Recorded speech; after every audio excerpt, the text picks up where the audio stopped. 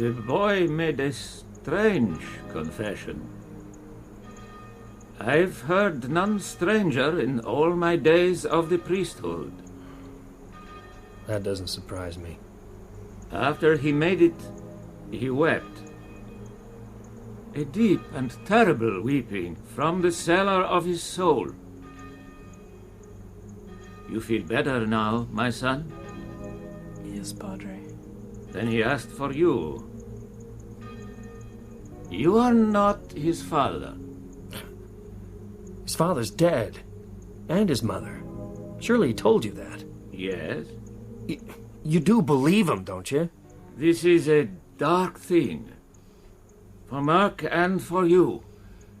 If it is true... If! It is true.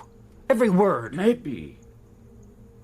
But, Senor Mears, there were many words I did not understand. Mark's confession was fogged by terror. Since you left, have you had news of this New Jerusalem? Jerusalem's lot.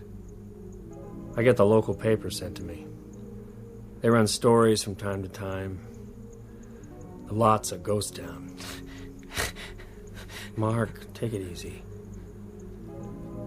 There are rumors of devil worship, mass murder, UFOs, you name it. But you know what really happened?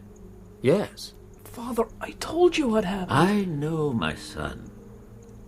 But it was hard to hear, even harder to believe. So I wish to have the story from other lips too. Senor Mears. I went back last September. Seems another lifetime now. Jerusalem's lot. Salem's lot.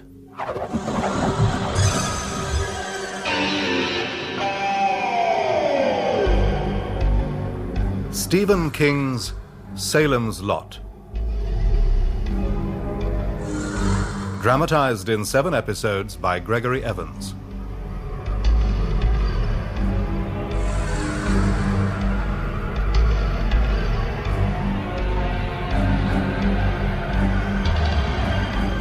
Episode 1.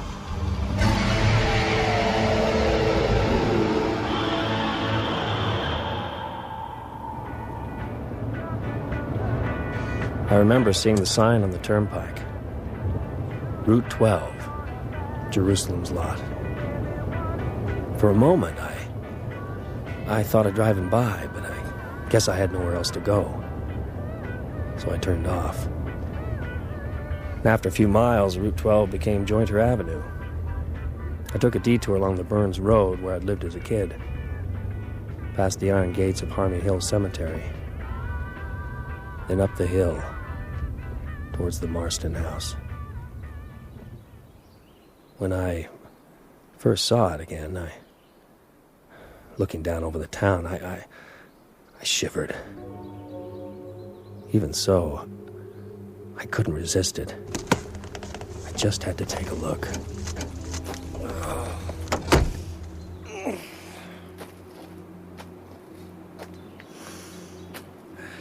Hey, mister!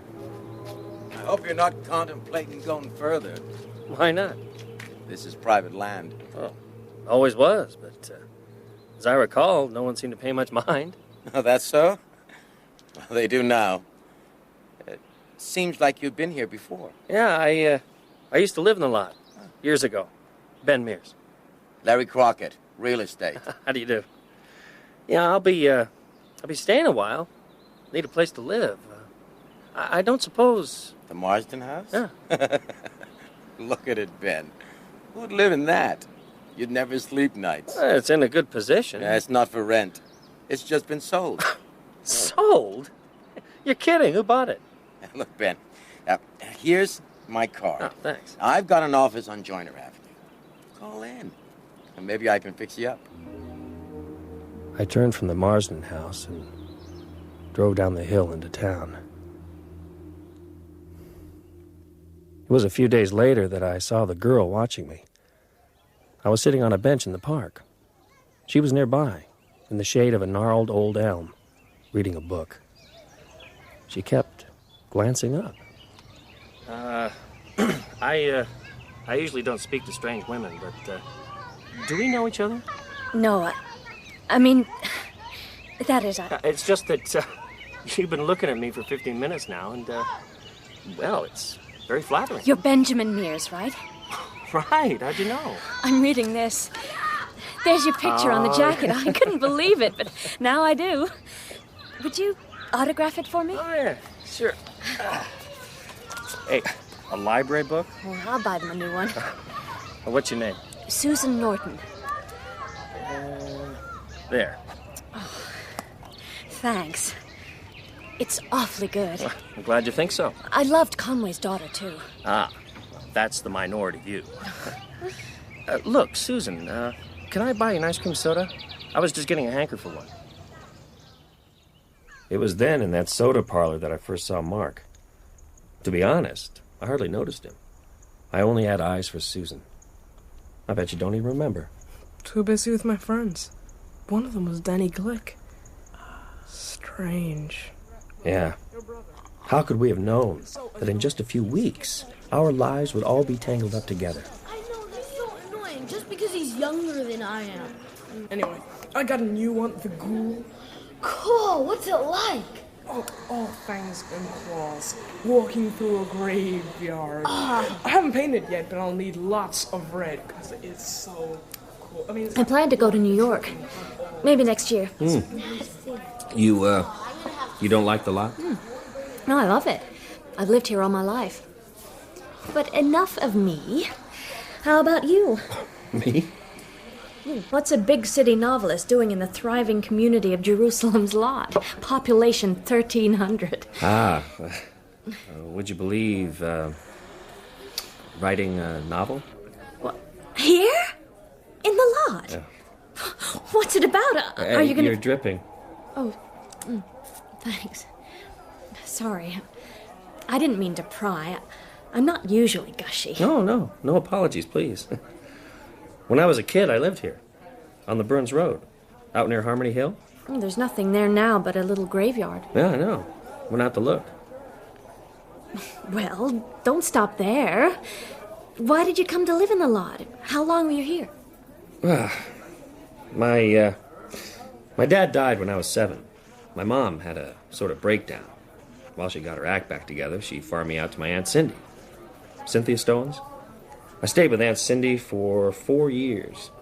She put me on the bus back to my mother about a month after the big fire. I cried when I left the Lot. I was born the year of the fire.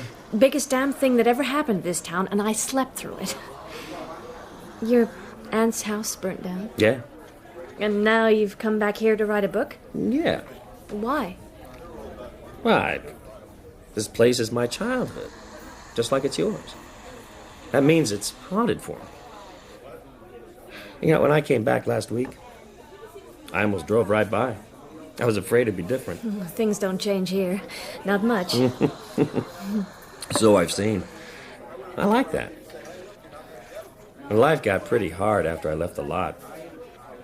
Mom killed herself when I was 14, but most of the magic had worn off long before that. What there was here. Still here. Looking out on Joyner Avenue now, it's like looking through a thin pane of ice, like the one you can pick off the top of the town cistern in late November. Looking through that at your childhood, what you see is wavy and misty. Some places it trails off to nothing, but it's still there. Most of it. Would you like to go to a movie tonight?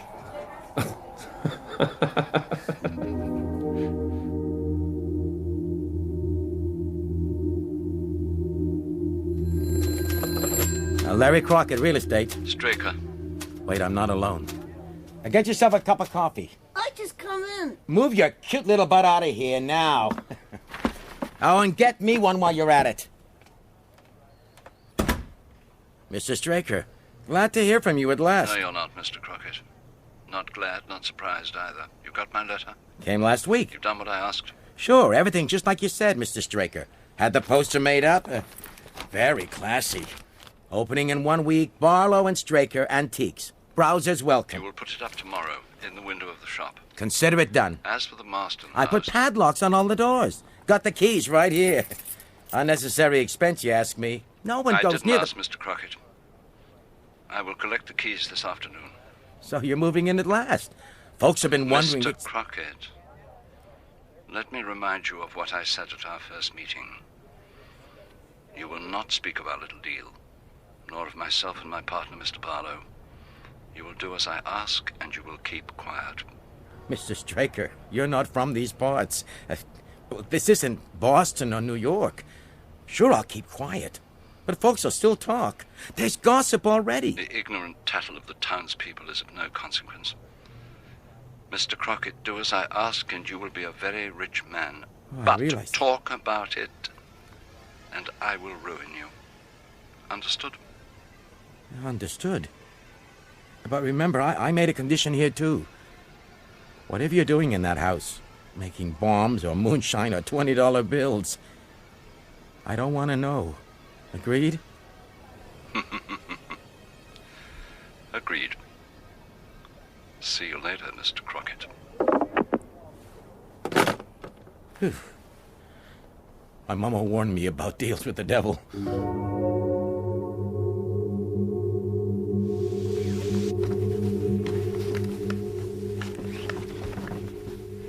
Oh, Mom, it was just great.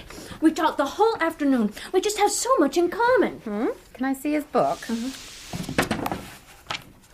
Benjamin Mears, Air Dance. Oh, seems I read a review of this in the Portland paper. They didn't like it much. Well, I do. And I like him. Maybe Floyd would like him, too. You should introduce Mom! them. I just thought if you and Floyd Tibbets are set to get married... What in God's name gave you that idea? I assumed... You assumed wrong. Susie. I'm going up to get ready. May I have the book back, please? I'd like to meet this Ben Mears. I'll ask him to dinner. Tomorrow? Okay. Where are you going tonight? Portland. The cinema. What shall I tell Floyd when he calls? I'm renting a third-floor cubbyhole at Eva Miller's place on Railroad Street. That'll please my mom. Eva's highly respectable. I tried to rent the Marsten house. You're thinking of the wrong place. No? Out near Harmony Hill. I saw Larry Crockett. Told me it had just been sold. The Marsten house sold? Yeah. Renting's crazy enough, but who'd buy the place? Yeah, wouldn't tell me. Deep, dark secret. That house was a wreck when I was a kid. Why did you want to stay there? Never been inside? Oh, no. I once looked in a window on a dare. Have you? Once. You know the history of the house? What happened there? Yeah, a guy called Marsten had it built in the 30s. Hubert Marsten, 1928. Go on. He was a recluse. Went soft in the head, killed his wife and then himself, right? More or less. You know Marsten's occupation? A retired gangster. Made his money running whiskey from Canada during Prohibition. Yeah, I heard that story. Isn't it true? Could be. Seems kind of innocent, though, from what I've heard of Hubie Marsten. What have you heard? The murder happened in the summer of '39.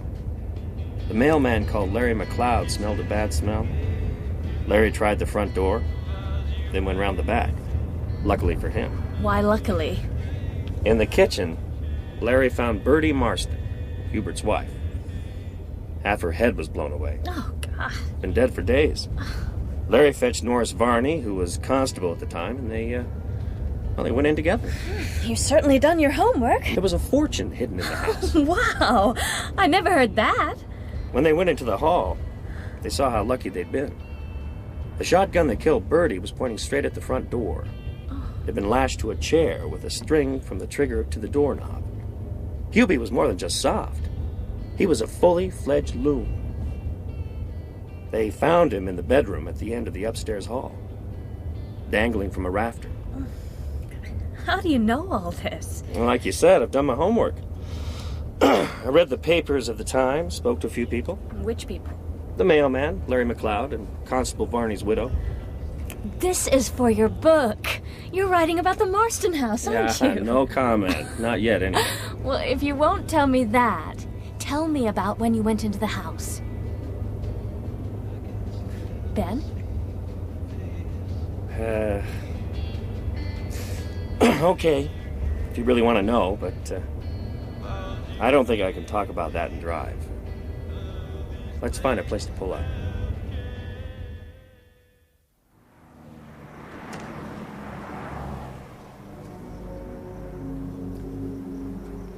When I lived in the lot, the kids I played with were all a year or two older than me. Well, they had a gang. The Red Devils. That summer, the summer I was 9, I wanted to be a Red Devil more than anything in the world. But there was a test. My test was to go into the Marsten house and bring something out. You know, booty. I got in through a window. In a downstairs room, I found one of those snow globes. You know, there's a little house inside and you shake it, it snows. Yeah. I should have left then, but I had something to prove. So I went upstairs to the room where Hubie hanged himself. Oh, Ben. Light me a cigarette, will you? I'm trying to quit, but I need one for this.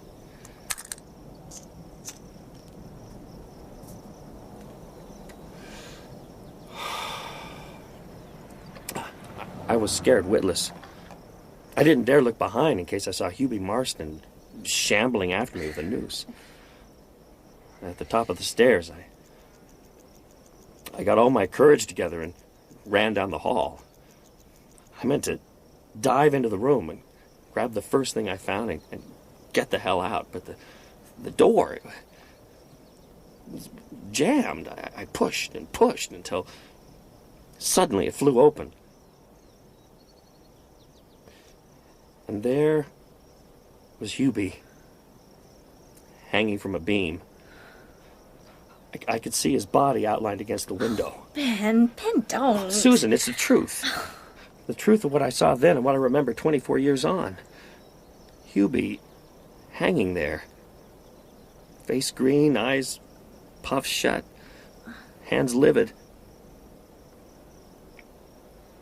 Then he opened his eyes.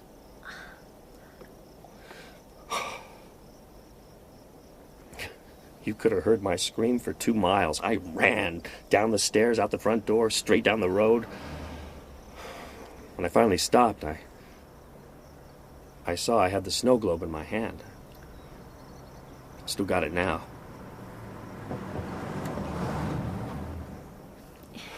You don't really think you saw Hubert Marsten, do you, Ben? Well, I don't know. Probably I was so keyed up that I hallucinated, or maybe it's true that houses absorb the emotions that are spent in them, and they hold a kind of dry charge. And the right person, an imaginative boy, for instance, can release that charge. I don't mean ghosts. More like a kind of psychic television in 3 dimensions. I slept with the light on for weeks after that. I've dreamed about opening that door on and off ever since. Whenever I'm in stress, the dream comes. Oh, that's terrible. Not so terrible. We all have our nightmares. Hey, come back to Eva's and sit on the porch for a while. I can't ask you in, house rules, but I got Coke in the icebox and some Bacardi in my room if you'd like a nightcap.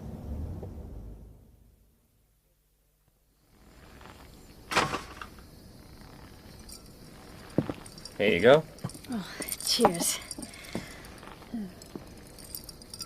Look at the Marsten house. The lights just come on. Oh, must be the new owner. That's not electricity. Too yellow and faint. A kerosene lamp? Well, they probably haven't got the power turned on yet. Maybe. I wonder who it is. I dare say we'll know soon. May I, join you? Please. That was quite a story that you told me in the car. Yeah, I suppose so. There's nothing in your books like that. I mean, they're powerful, but there's nothing so... Morbid? Nothing like Hubie Marsten dangling from that beam. Will you come to dinner tomorrow night? My folks would love to meet you. Oh, home cooking? Oh, the homiest. Oh, I'd love it. I've been living on junk food since I moved in here. 6 o'clock? We eat early in Sticksville. Fine. I like you, Ben. Like you too. I want to see you again, if you want to see me. I do. But go slow. Remember, I'm just a small-town girl. Am I supposed to kiss you now? Yes. I think that comes next. Mm.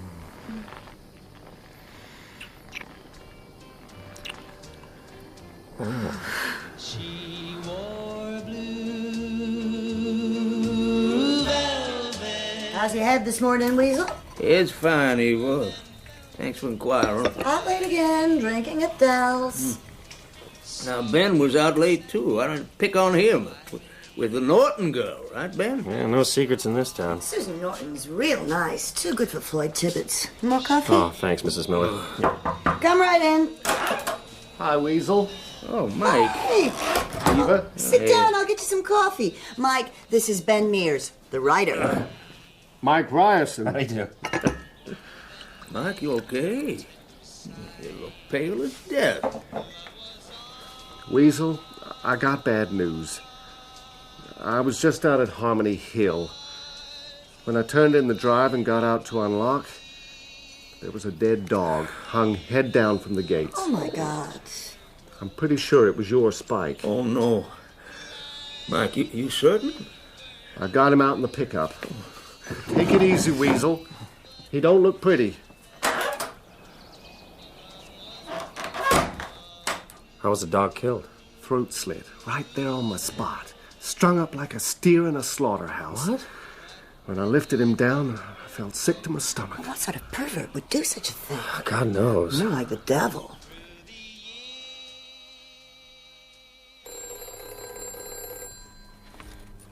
Yeah, Larry Crockett. I need a service. Straker, I was just thinking about you. Maybe I'm psychic. You will procure a truck. A big one. Have it at Portland Docks tomorrow night. Yeah. Custom House Wharf with 2 men. I got that. There are 12 boxes to be picked up. 11 are to go to the shop. The other contains a valuable sideboard, Hepplewhite. Your men will know it by its size. This box must be taken to the house. I got it. I want it in the cellar. Your men can enter through the outside cellar door. Mr. Straker, this The side... padlock on the door will be left unlocked. It is vital they lock it behind them, understood? Understood. Follow all directions exactly. Now, Straker, wait... Have a nice day. This is the first time we've seen a real live author up close. Don't worry, Mrs. Norton. I don't quote from my own works. Hi there. Bill Norton. Oh, hi. Oh, pleased to meet you. Ben Mears. I'm just fixing a barbecue. Oh, can I help? Why not? Come on out. Like a beer band? Oh, I'd love one. 2 or 3 even. Okay, you're my man.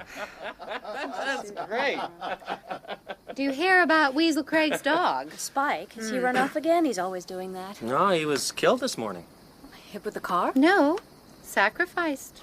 What? I don't know about that, Mrs. Norton. Mike Ryerson went out to the cemetery early and found Spike hanging off the gate, ripped right open. I heard Parkins Gillespie was of the mind that the dog had run down and a bunch of kids strung him up for a joke. Parkins Gillespie is a fool. Maybe so. I'll get it. Only last week I read about devil worship in some little town in Florida. Kids broke into a church and held unholy rites. You've been reading those papers at the supermarket checkout. It was the Portland Herald. One dead dog doesn't prove Satanists have come to the lot, Mrs. Norton. So what's your explanation, Mr. Mears? Well, you're a writer. I'm sure you can come up with something. Who was it, dear? Talk of the devil. What? It was Parkins Gillespie. The Glick boys have gone missing. Danny and, what's the little one called? Ralphie. Yeah. Went to a friend's house after school. Should have been home 2 hours ago. It seems they took a shortcut through the woods. But there's a good pass, and the stream's almost dry. They're probably hid out somewhere smoking cigarettes. But the Glicks are worried. So Parkins is getting a few people together. I said I'd go. It's 20 years since I've been in those woods, but if I can help... Attaboy.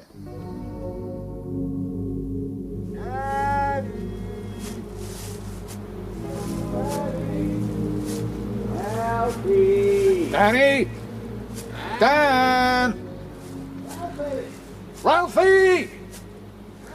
What's the time now? Close on midnight. Looks like flashlights up ahead. Oh, that'll be Gillespie and Tony Glick. Park? Is that you? Bill! Stay there. We'll come to you.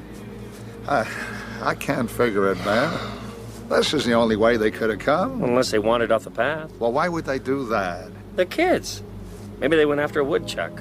One fell, broke his leg, the other won't leave him. Maybe... Hey, you hear that? Sounded like an animal. Well, that's the trouble. Wood's full of them. Any point in searching off here? Oh, not in the dark. Too many deadfalls. Well... Ben, take care. You'll break a leg. Found anything, Bill? Nothing. Marjorie will be frantic. When I find those kids, they won't be able to sit down for Tony a week. Cullen. I'm sure the boys aren't to blame. And there's something here! Ben? One of the boys! Thank God. Is he okay? Yeah, he's out cold. I'm bringing him over. It's Danny. Here. Lay him down on my coat. Yeah, okay. Son, are you all right? Danny, speak to me. Well, he doesn't seem to be injured. Came out of the Thank woods. God. Out of the dark. The bad thing. What bad thing? The boogeyman! The boogeyman. He's not making sense. Well, he's in shock. Something bad must have happened. Danny, where's Ralphie? What's happened to Ralphie? Gone! Ralphie's gone! Gone! The boogeyman got him!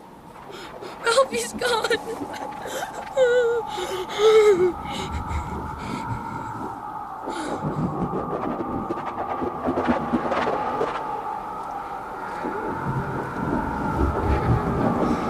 Oh, my father, favor me now.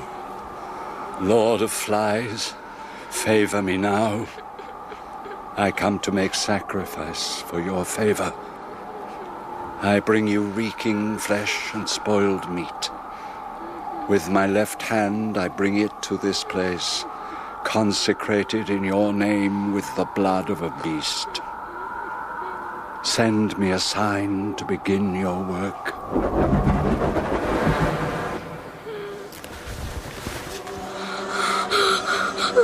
I bring you this.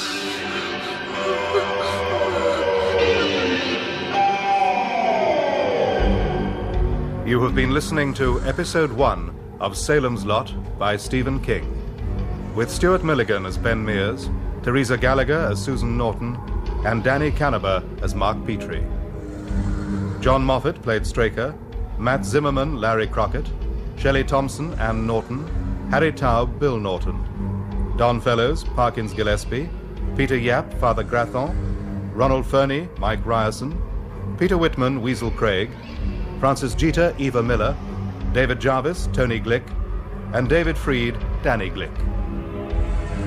Salem's Lot is dramatized in 7 episodes by Gregory Evans, with music composed by Elizabeth Parker of the BBC Radiophonic Workshop. The director is Adrian Bean.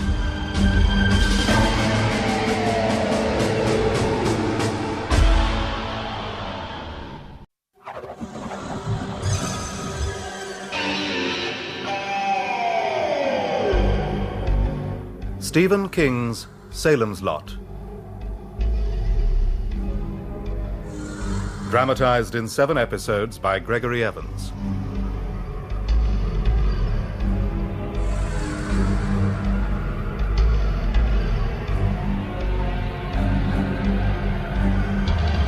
Episode 2.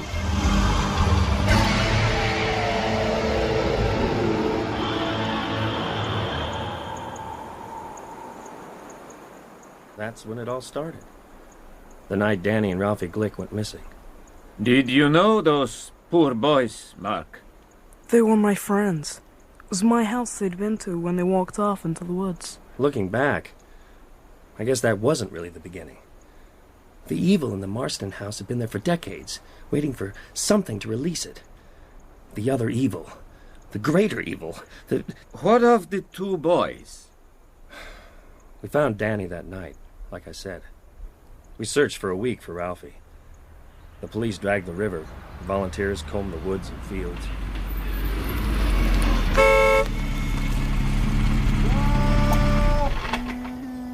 Ben! Susan! What are you doing here? Looking for you. Dad wants you to come to dinner tomorrow night. Oh, thanks. I'd like that. Found anything? Oh, not a trace. Do you think he's dead? Yeah. I think Ralphie Glick is dead. No proof yet, but I think so. I hope you're wrong. Mom's been sitting with Mrs. Glick. Poor woman's out of her mind, so's her husband. The other boy wanders around like a ghost. He's anemic, apparently, and they can't understand why. There are no wounds or cuts to be seen anywhere on his body. Nothing at all. And as all this was happening, other things were going on? Yes, Father. Bad things. Though I didn't know it then. Despite the business with the Glick boys, those first few weeks were happy. I was glad to be back in the lot, my book was going well, and there was Susan. Ironic, because it must have been about this time that Barlow slipped into the country, most likely with the help of Larry Crockett, maybe in a consignment of stuff for Barlow and Stricker's little antique shop in town.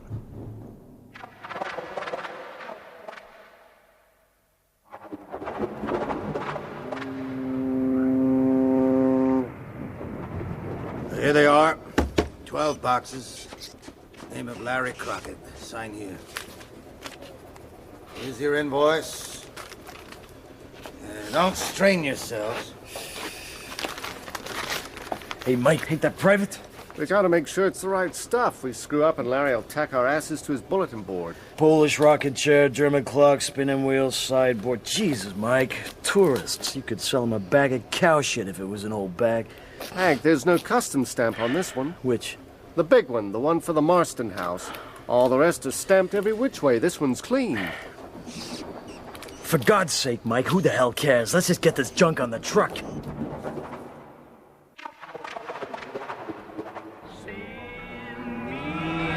pillow that you fight on. Cheer up, Hank. Job's half done. Yeah, the easy half. Jeez, Mike, that old shop was spooky enough. But the Marsten house? What's wrong? Scared old Hubie'll get you? Yeah, you joke. You don't exactly look thrilled yourself. See any lights behind them shutters? Nope. Place is darker than the grave. Come on, let's get that sucker out of here and down that cellar.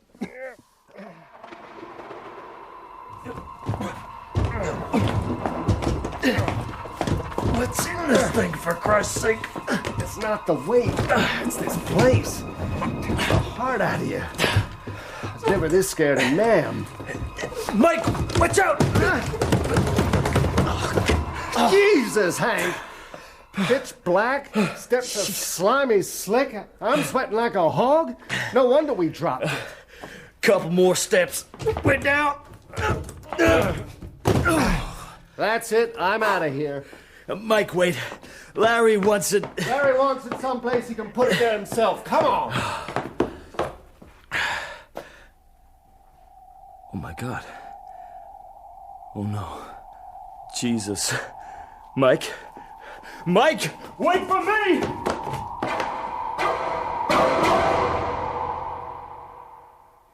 Hank, you look like someone's just giving your nuts a tweak.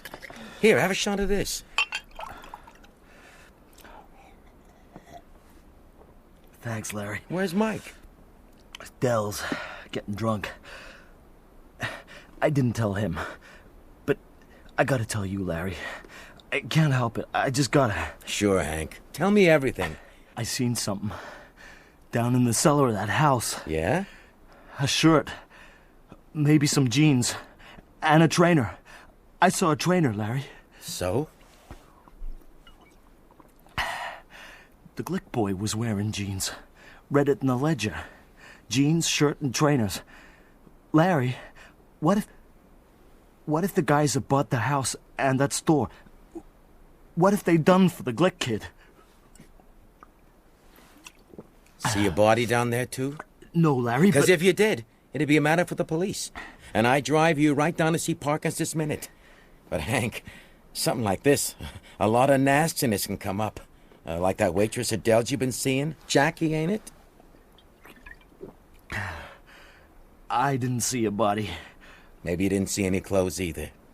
Maybe it was just, rags. An old shirt tore up for cleaning. Sure. You got a good way of looking at things, Larry. No, that bonus I promised you. You didn't say nothing about 50, wasn't it? You go to Dell's. Hey, hide a mic for me, will you? Thank you for a good night's work. Yeah, okay, sure. See ya. Yeah, I'll see ya. Yeah? Mr. Crockett? Mr. Straker. Thought it might be you. Everything is taken care of.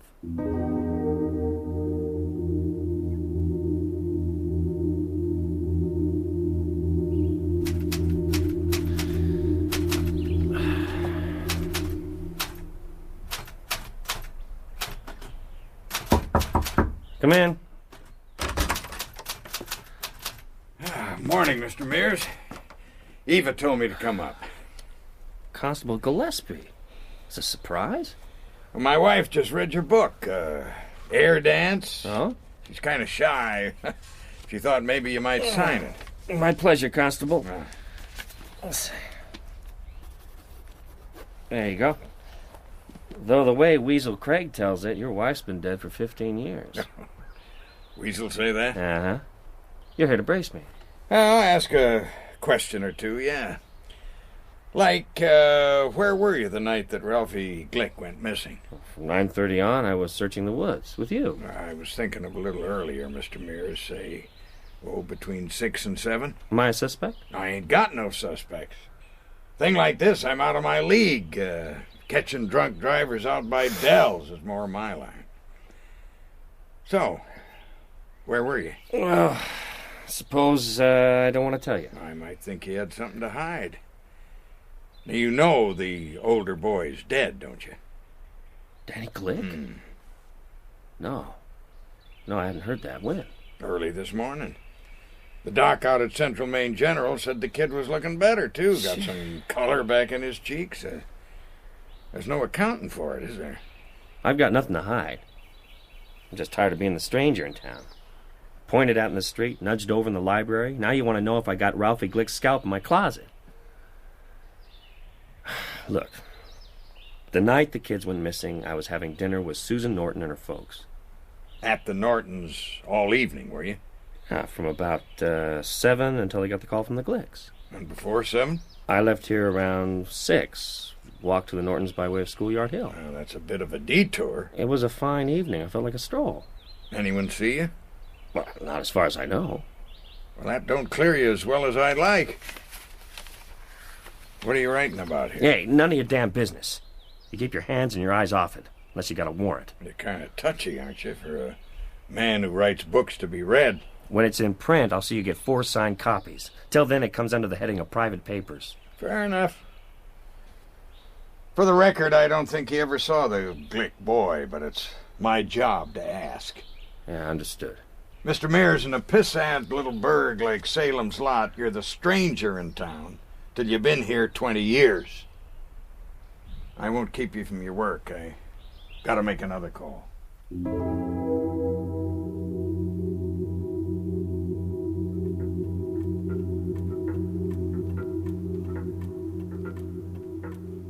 How good of you to call, Inspector. Just plain old constable. I done it up nice, Mr. Straker. What exactly can I do for you? I came to welcome you to town. So how do you like that old house? Needs a great deal of work, but my partner and I have plenty of time. Your partner around? Mr. Barlow, ain't it? He's on a buying trip in New York. He won't be back for several days. Oh, is that so? What's Mr. Barlow's first name, by the way? Kurt, with a K. Well, I hope you'll both have the best of luck. And when you do see Mr. Barlow, tell him I'd like to meet him. I shall, Constable Gillespie. He enjoys company.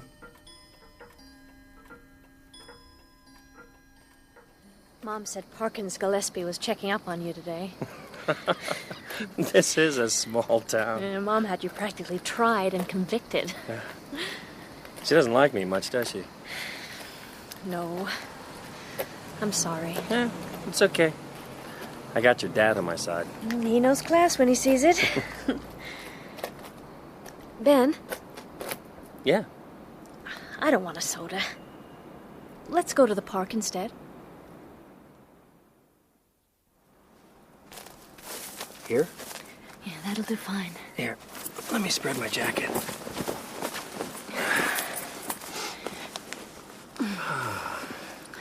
So, what's this new book about? Oh, single-minded sort of girl, aren't you? A subject changer. Okay, I'll tell you. Just let me think how to put it together. Can you kiss me while you think? Probably not. We could give it a try. Ben.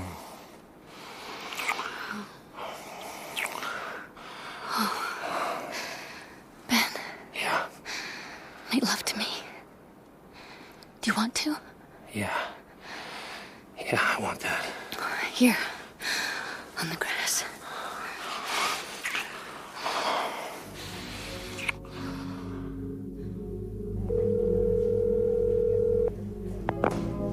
FBI Portland. Hello there. This is Parkins Gillespie. I'm a constable at Jerusalem's Lot Township. We got us a missing boy up here. Ralph Glick? That's him. Can you check on some fellas for me? That's why we're here. All right. Benjamin Mears. That's Mears. He's a writer. The other two are sort of stapled together. Kurt with a K, Barlow. You were going to tell me about the book before we got so sweetly distracted. Well, it is about the Marsten house. I thought so. You know so much about it all, about Hoobie, about the past. I did a lot of research. How? I talked to the Boston police, but mostly I talked to an old woman named Manella Corey, Bertie Marsten's sister. 79 years old and sharp as a pin. Hubie was a mobster. I told you so. Yeah, but he didn't run liquor. He was a contract killer. No. Huh. In the late 20s, Hubie was arrested a few times by the Boston police for gangland killings. Never charged. The thing that finished him wasn't business at all. It was the brutal and sadistic murder of an 11-year-old boy. Oh, Ben. Hubie's employers got him off the hook. He moved to here, lived quietly. Or, so people thought. What do you mean? While Hubie Marsten was living in that house, 4 children disappeared. Their bodies were never found. If my book is about anything, it's about the recurrent power of evil. You don't think that Ralphie Glick Was gobbled up by the vengeful spirit of Hubie Marsten? something like that? Yeah, you're asking the wrong guy. Don't forget, I'm the kid that opened a door and saw Hubie hanging from a beam. That's not an answer. No, it's not. Come over here. You can see the house from here.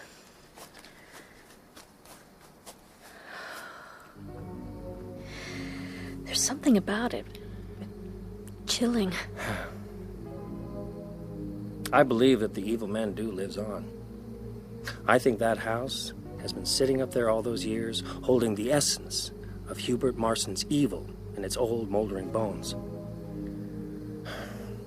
I thought I'd come back here, maybe rent the house and, I don't know, confront my own terrors, I suppose, or tap into its atmosphere and write a book scary enough to make me $1 million. Whatever. I felt I'd be in control of the situation. But now... Now what, Ben? Now the Marsten house is occupied. A child has disappeared, and I don't know what to make of it. Maybe it's got nothing to do with that house, but I don't believe it. What then? Ghosts? Spirits? Not necessarily. Maybe just some harmless guy who admired the house when he was a kid, bought it, and became, possessed. Do you know something about... The new tenant? No. I'm just guessing. But if it is the house, I'd rather it was possession than, something else. What? Perhaps it's attracted another evil man.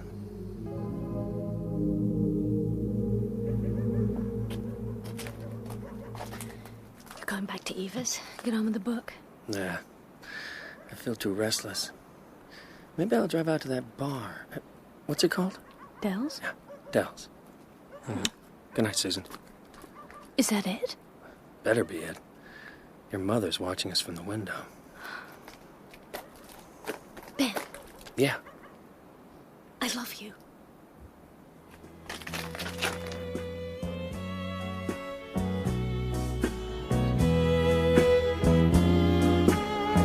Ben! Huh? Come for a taste of the Lot's nightlife? Hi, Weasel. I thought you might be here. I'll finish that up before it goes flat. I'll buy you another. Good man. Hey, Jackie! 2 more buds, please. We got us a booth at the back. You join us. Oh? Who's us?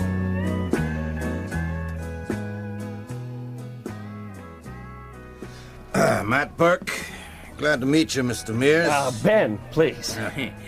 Ben writes books. I know. I've read one of them. Oh? Which one? Air Dance. I hope you like it. I did. Better than the critics, apparently. Ooh, ouch. Matt teaches high school English. Oh. And you and him should have a lot to talk about. Now, if you'll excuse me, I gotta take a leak. There goes the wreck of a fine man. Yeah, I like Weasel. What happened to him? No mystery there. The bottle got him. I understand you're writing a book about the Marsten house. Good God, who told you that? How does that old Marvin Gaye song go?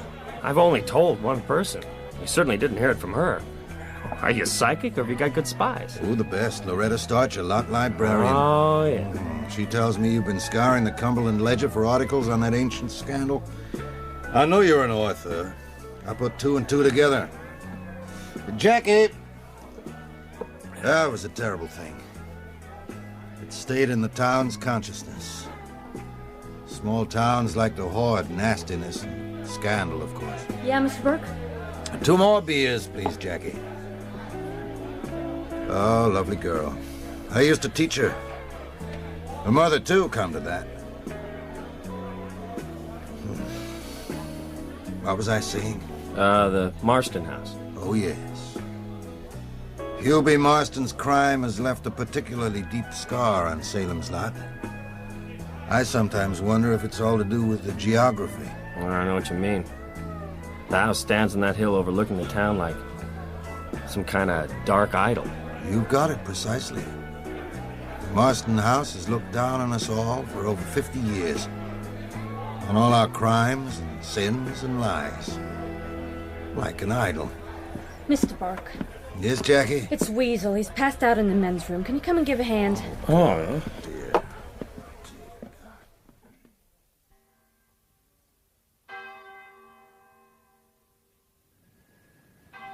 A few days later, on the first real day of fall, Danny Glick was buried in the Harmony Hill Cemetery.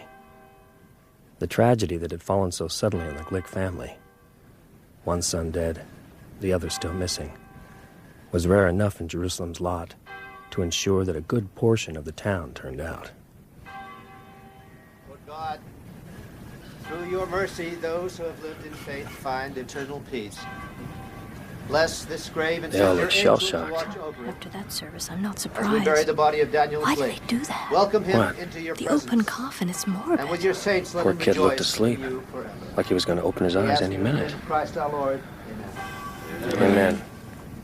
Who's the Faith in priest? Jesus Christ, we bring Father the body of Callahan, this child to be buried from in St. this Andrews. true He's good. They say he likes the bottle.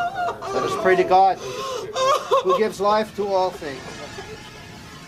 We pray for our brother Daniel to our Lord Jesus, who told us, I am the resurrection and the life. The man who believes in me shall live, even though he dies. No! And every No, you ain't gonna throw dirt on my boy! will never suffer eternal death. Danny! Danny, that'll Lord, do you now! wept to the death of Lazarus, your friend. Danny, goddammit, stop this messing around! We ask this in faith. Lord, hear our prayer. You raise the dead to life.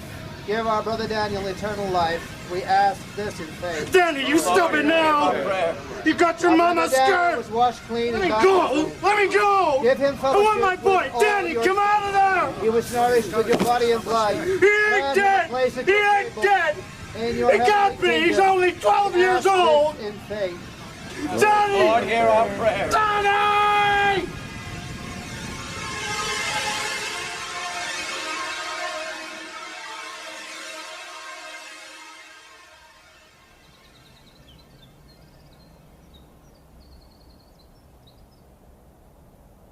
You all right? Yeah. God knows how the Glicks must feel. Yeah. And it never goes away. Ben, did something happen to you? My wife was killed in a motorcycle accident 3 years ago. Ben, why didn't you tell me before? I don't talk about it. Maybe I should. I was driving. She was behind. We skidded on a patch of oil. I got up and walked away. She didn't. What was her name? Miranda. Oh, Ben. Ben. I meant to tell you. At the right time. Hi, you two. Mike. Susan. You know Mike Ryerson? Of course. How was the service? Guess it was a hard one. Very hard. You've come to fill the grave? Yep. Seen Hank Peters anywhere? No, sorry. He's supposed to be helping me. If he don't turn up, I shan't be done before dark. Say, you know who's planted there? Where you resting? No. Name's almost covered. Probably ought to leave it like that. Oh, God. Hubert Barclay Marsten, 1889 to 1939. I must have seen that hundreds of times. Still gives me the goosebumps. God grant he lies still.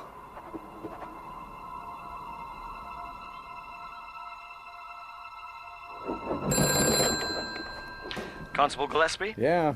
Agent Hanrahan. Hmm. I've got the information you requested. There's not much of a hook. Well, just give me what you got. Benjamin Mears, involved in a motorcycle smash in upstate New York, 1991. His wife was killed. No charges. His politics are leftish. You want details? No. What about the other two fellas?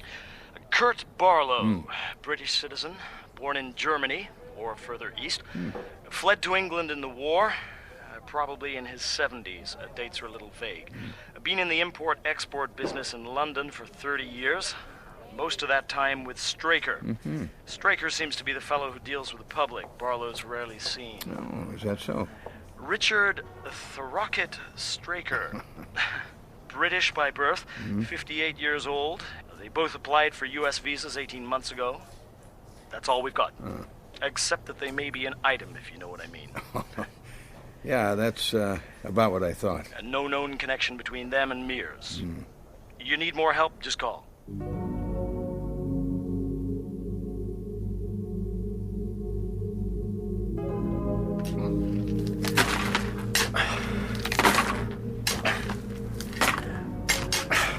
Hank? Hank, that you? Come on out. Stop screwing around. God damn you, Peters. Sun's gone down and I'm still here shoveling.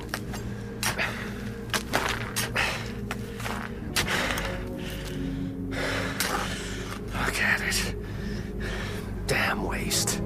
Are you referring to the coffin? Jesus!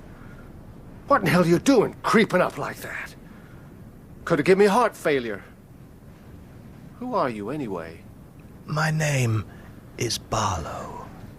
I am a recent resident of your lovely town. Guy bought the Marsten house, right? You spoke of the waste. You meant this fine casket. Solid mahogany. And here I am, shoveling dirt onto it. Shame. Why not give the money to the March of Dimes or something? Do some good. Ah, good. Everyone wants to do good. Look here, at the casket. How the earth covers it, like a shroud. Jesus, thought I'd done more than that. Beneath the earth, the lid of the coffin. Beneath the lid, the poor child, Daniel, with his eyes open. What? Gazing up at you. Nah, that can't be. Can't you feel it? Feel his gaze? No. Look. No. There, the coffin. He wants you to open it. Wants you to release him. Hey, mister, you trying to hypnotize me? He wants to be free. Stop it! Stop it! Get down in the grave. Get down in the grave and free that poor child. Here, your shovel. Break it open.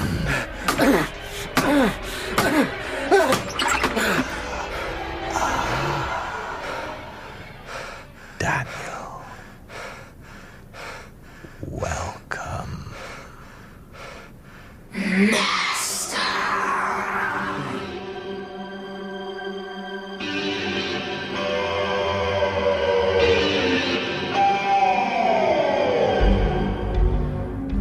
You have been listening to Episode 2 of Salem's Lot by Stephen King, with Stuart Milligan as Ben Mears, Teresa Gallagher as Susan Norton, and Danny Canaber as Mark Petrie. John Moffat played Straker, Shelley Thompson, Ann Norton, Harry Taub, Bill Norton, Don Fellows, Parkins Gillespie, Matt Zimmerman, Larry Crockett, Doug Bradley, Barlow, Ronald Fernie, Mike Ryerson, and Peter Yapp, Father Grathon. Gavin Muir was Matt Burke, David Jarvis, Hank Peters, Peter Whitman, Weasel Craig, Nigel Anthony, Father Callahan, and David Freed, Danny Glick. Salem's Lot is dramatized in 7 episodes by Gregory Evans, with music composed by Elizabeth Parker of the BBC Radiophonic Workshop. The director is Adrian Bean.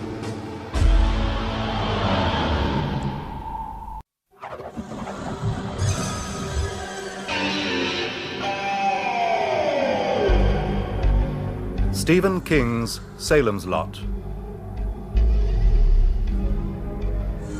Dramatized in 7 episodes by Gregory Evans.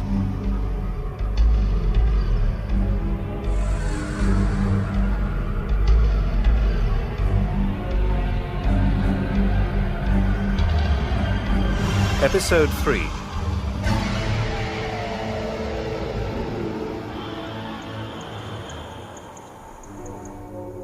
Looking back on that time when the sky was darkening and the storm was blowing up, I'm amazed how slow I was to understand. You could sense the evil, surely. Oh, yes, Father. It was there. At the funeral of Danny Glick, hanging in a cloud around the Marsten house. But it was a long time before I could name it. That's because you're a grown-up, Ben. I knew what it was straight away. But I know if I said it out loud, no one would believe me. Was it important to name it? Yes, Father. It was only when we knew what we were up against that we could begin to fight it.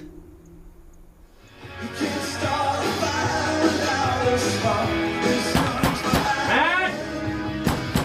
Matt Burr! Matt! Ben! It's open! Come on in! Matt? Hi. Thought I got the wrong place. Why? Oh, the music. Yeah, I expected, I don't know, something a little more sedate. Well, I've been a rock fan since Buddy Holly. Great music. No argument there. Dinner will be 15 minutes. Great. In the meantime, why don't you fix the drinks?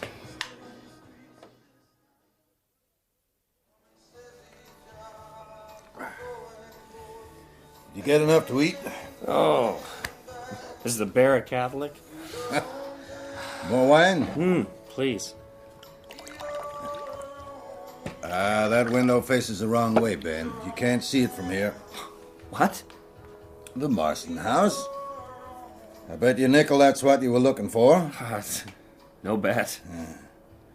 Tell me about your new novel. Is it connected with the house? Yeah. It centers on a series of sex murders. Mm-hmm. I was writing the first of them when Ralphie Glick disappeared. Gave me a nasty turn. Well, this is based on the disappearances that happened in the 30s? You know about that? Oh, yes. Most of the older residents do. Some have already made the connection. What connection? Ben, come on. When the Marsten house was last occupied, 4 kids went missing in 10 years. Now it's occupied again, after 40 years. And Ralphie Glick disappears right off the bat. Coincidence? What? What else? You're the writer, you tell me. Maybe Ralphie will turn up. Maybe. What if the 2 men have bought the house? Straker, what do you know about him? Oh, nothing. Which may be a good thing. I got a book on the boil that's bound up with a certain idea of the Marsten house and the people in it. It turns out Straker's a perfectly ordinary businessman. It might knock me off kilter. He doesn't sound ordinary. He opened his antique store today. You know about it? Yeah, I've seen the posters. I'm told he's a dandy dresser. Extremely charming and totally bald. Sounds like a lost uncle of the Addams family. What about his partner, Barlow? Yeah, he's on a buying trip, supposedly.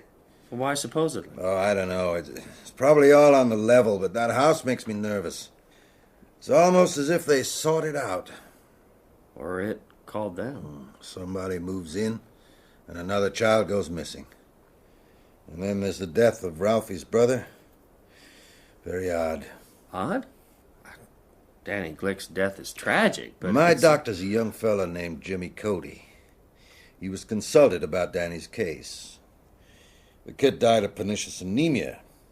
They were giving him B12. He was getting better. Then, boom, he dropped down dead. Don't let the lot gossips get hold of that. They'll have pygmies with poison blowguns in the park. I haven't told anyone about this, and I don't intend to. You should keep quiet about it, too. And about your book. I've already been given that advice. By Susan Norton, no doubt? Yeah.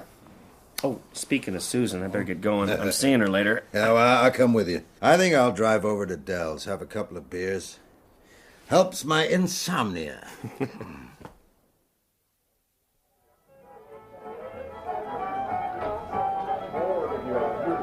Glass or pitcher? I'll make it a pitcher, Dell, and have something yourself. Thanks, Matt.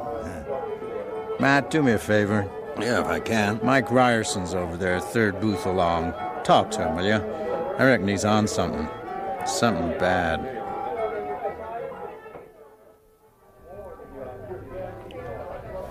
I don't touch hard drugs, Mr. Burke. Just grass. And I ain't had any of that for months. I'm sick. Is that the truth, Mike? I've been sick since I fell asleep out on Harmony Hill Sunday night. After Danny Glick's funeral? Yeah. I went to fill the grave, and after that, everything... Can't remember. Oh, God, my head. What happened, Mike? Try and remember. Singing. Remember singing. What? Sweetest singing I ever heard. And a feeling like drowning. Only it was good. Woke Monday morning, lying on the ground. So tired. Sun was up. I was scared of getting sunburned. In October? I went into the woods. Crashed out. Slept till near dark. Must have finished the job.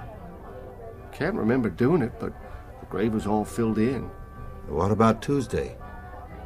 Never saw Tuesday. Not till after dark. Slept the whole day. How do you feel now? Terrible. Thought a few beers would cheer me up, but one sip and I wanted to puke. Had this dream. What dream? Bedroom window was open. Must have opened it myself. Someone was there. Who? I got up to ask him in. Like you'd invite in an old friend who was cold.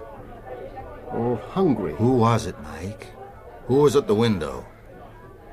It's only flu or something, isn't it, Mr. Burke? I'm not really sick. I don't know. Oh, God, I'm scared. I'm so scared. Mike, you need a doctor. Come home with me. You can sleep in my guest room tonight. Tomorrow I'll call Dr. Cody. Will you do that? If you say so. I don't care.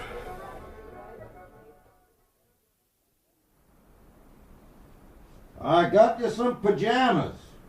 It's okay, Mr. Burke. I always sleep in my skivvies. My God. You look like you haven't eaten for months. Mike, turn your head. Where did you get those marks?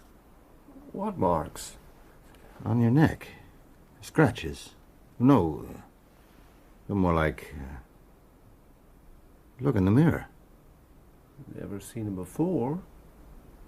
They don't hurt none. What you doing, Mr. Burke? Closing the window. I like a bit of air. Oh, it must be shut. Mike, if anything happens in the night, anything, call me, right? Right, Mr. Burke. Even if it's just a bad dream. I mean it. I'll be in the room next door.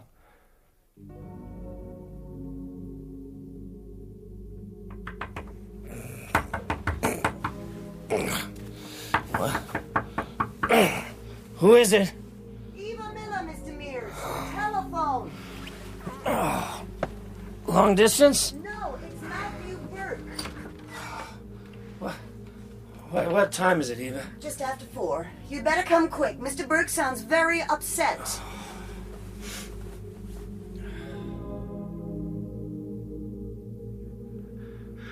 I can't tell you. Not on the phone. Just come. 10 minutes. Ben? Yeah. Have you got a crucifix? What?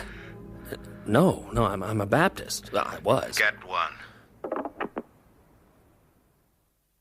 Matt? Who's that? It's me. Jesus, Matt, put that away. Is it loaded? Yes. Though it'd do no good. Unless I used it on myself. Did you bring a crucifix? Yeah. Eva let me this. Matt, what's going on? There's a dead man upstairs. Who? Mike Ryerson. Are you sure he's dead? Yeah, in my guts, yes. I haven't looked in on him. I'm too scared. Because in another way, he may not be dead at all. Matt, you're not making any sense. Well, none of this makes sense. In all of Salem's lot, you're the only one... Ben, remember we talked about Danny Glick? Yeah, I remember. How he died of pernicious anemia? Yeah. Mike Ryerson buried Danny. So what? Matt, what are you telling me? After you left me earlier tonight, I drove out to Dell's. Mike Ryerson was there. He was looking bad.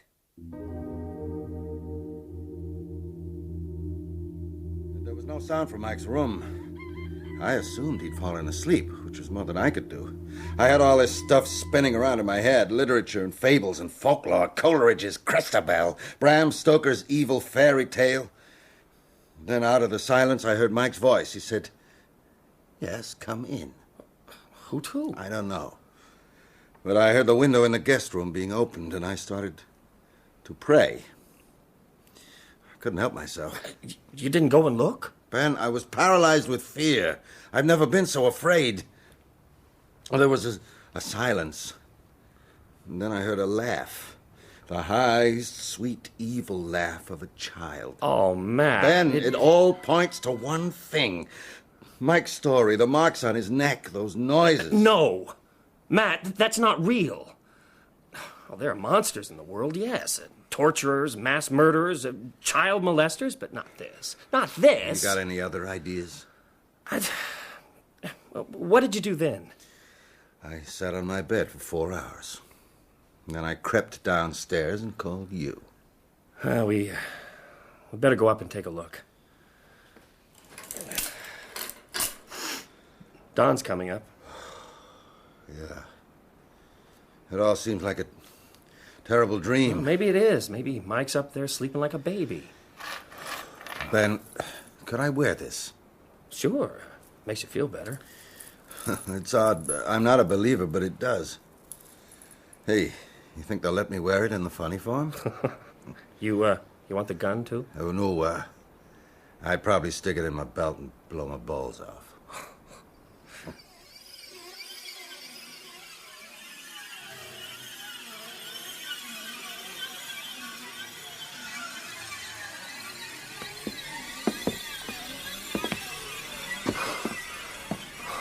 Which door? The one at the end. Ben, are you okay? Give me a second. That door, end of the landing, reminds me of something I once saw in the Marsten house, or thought I saw.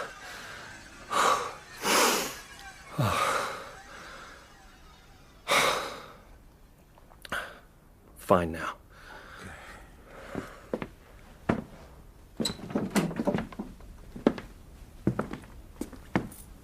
The window's open. Look, Matt. He's fine. Just asleep. It was closed and locked, I made sure. You said he was sick. Looks healthy enough now. Ben, he's not breathing. Of course he is. Mike? Mike, wake up. Well, he's just sound asleep. Sometimes if you're ill, you sleep for... No, there's no pulse. Well, there must be. He can't be dead. Mike?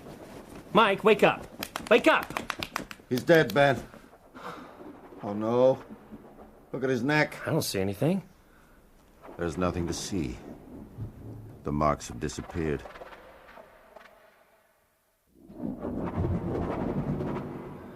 There was, dried blood on the sheet. One spot. Did you see that? Yeah. According to folklore, the marks disappear when the victim dies.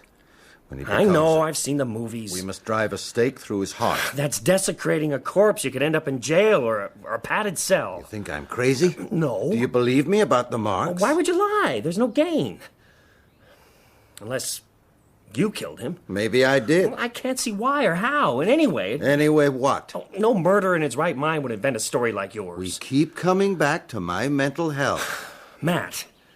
Are you sure Mike Ryerson wasn't sick with some virus and just happened to drop dead in your house? Ben, I told you what he said. I saw the marks on his neck. I heard him invite someone in. And then I heard that laugh. I've let out a whisper to this and people think you're insane. So there's nothing to be done? You have a theory about who or what killed Mike Ryerson. It can be proved or disproved. I don't believe you're mad. But I also don't believe in... vampires. There. You've said it. So, we must put your theory to the test. How? Call your doctor. Cody? Yeah, Jimmy Cody. Okay, call Parkins Gillespie, too. And tell them you went to Dell's and saw Mike was sick and brought him home. Around 3 in the morning, you went in to check on him. You couldn't wake him, so you phoned me. That's all? That's all. Don't even tell him Mike's dead. Ben, how can I not... Christ, it doesn't even look it. Looks like he might get up at any moment and stroll away. That bothers you too, doesn't it? Oh, it bothers the hell out of me. Suppose I do all that. What then? There's an autopsy, and if Mike died of some disease, they'll find it. And if they don't? Then we'll watch Mike's grave to see if he rises up, or whatever vampires do. If he does, which I can't imagine, we know you're right. If not, then we're faced with the fact of my insanity. I'll make those calls.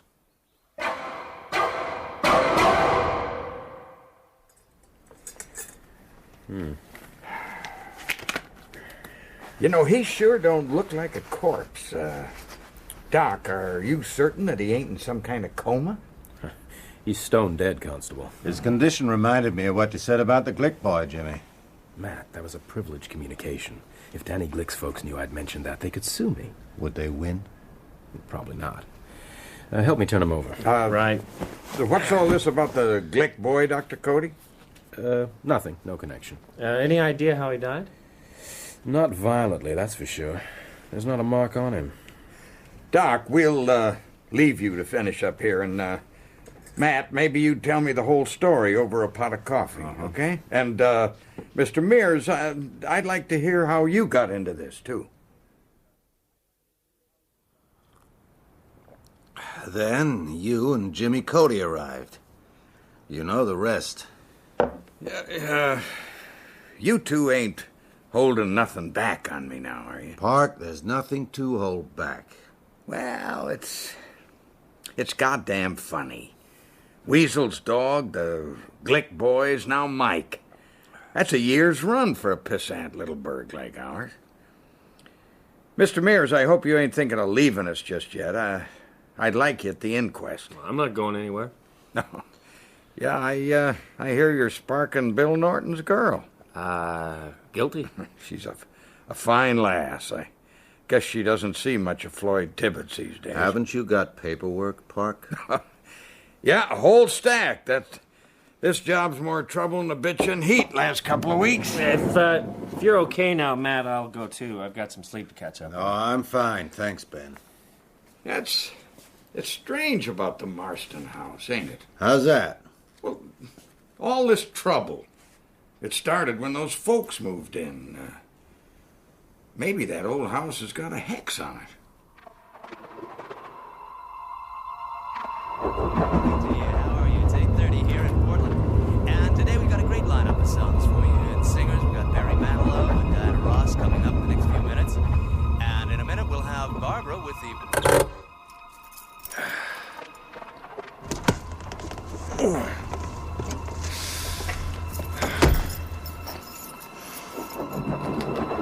Ben Mears? Huh?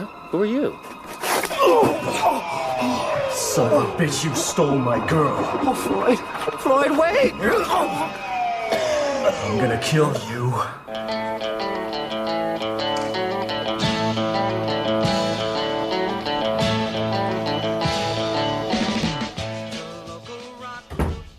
Susan? Is that you? Mom, I felt too painful. Come in here, Susan. I want to talk to you. What's wrong? You haven't heard? Heard what? Mike Ryerson died last What? night at Matthew Burke's house. And who should be there but your writer friend, Mr. Benjamin Mears? Ben? Mr. Burke says he met Mike out at Delbert Markey's Tavern and took him home because he looked sick. Lord knows what Mr. Mears was doing there. He's a friend of Matt's. How did Mike die? I don't know yet. Some say he caught a disease from the Glick boy. So why hasn't anyone else caught it? I'm going out. Susan! Wait. Did you know Ben Mears had a motorcycle accident a few years ago?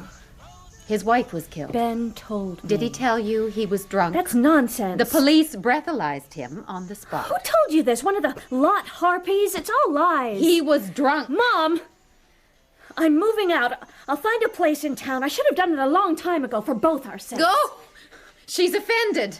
Someone just spoiled her pretty picture of Mr. Ben Big Shot Mom, Mears. How can you sink this low? I won't have you running around like a common whore with some sissy boy who... Susan! I'm sorry, Mom. I'll be out by Tuesday. At the latest.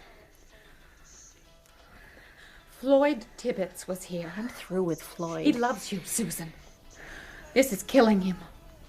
He looked awful. He wants you. What about what I want? You don't know what you want. Oh, I do. I want Ben Mears. Oh, Ben Mears is no good.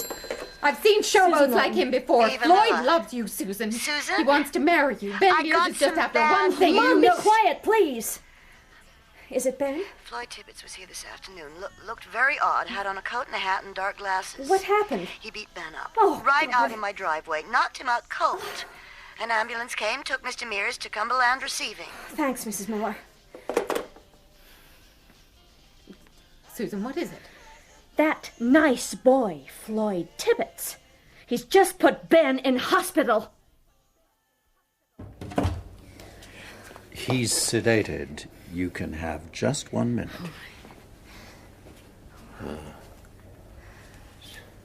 Susan. Ben. Easy now. Real killers in this town, aren't they? Ben, I'm so sorry. I heard about Mike. What happened? Not now, Mr. Mears. Give the airplane glue a chance to set. What, darling? Is it dark? Yeah. I want you to see Matt Burke. Must tell you everything. Tell him I says so. Well, I'll go right away. You get some sleep. I love you, Susan. Lock the windows. What did he say? It sounded like lock the windows. So Floyd Tibbets decides to play the wronged lover. Damn. It couldn't have come at a worse time, just when we were beginning to understand. Understand what? Matt, I want to know what's going on. Ben said you should tell me. Well, easy to say, harder to do, but I'll try. I have to start with meeting Mike Ryerson in Dell's Tavern last night, which already seems a century ago.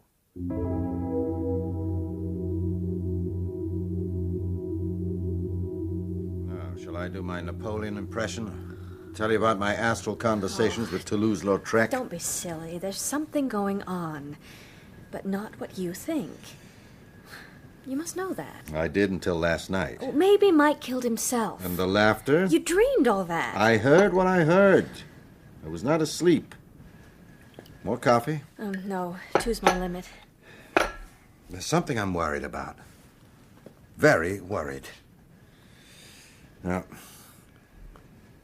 according to the literature, vampires can't simply walk into someone's house and suck their blood. They must be invited. Mike Ryerson invited Danny Glick in last night, and I invited Mike. Does that matter? It could matter, very much. You think all this is connected with the Marsten house? That's the theory. Has Ben told you he had a traumatic experience in the house as a boy? In it? Mm-hmm. No, he said something, but... He went in on a dare, up to the room where Hubert Marsten hanged himself.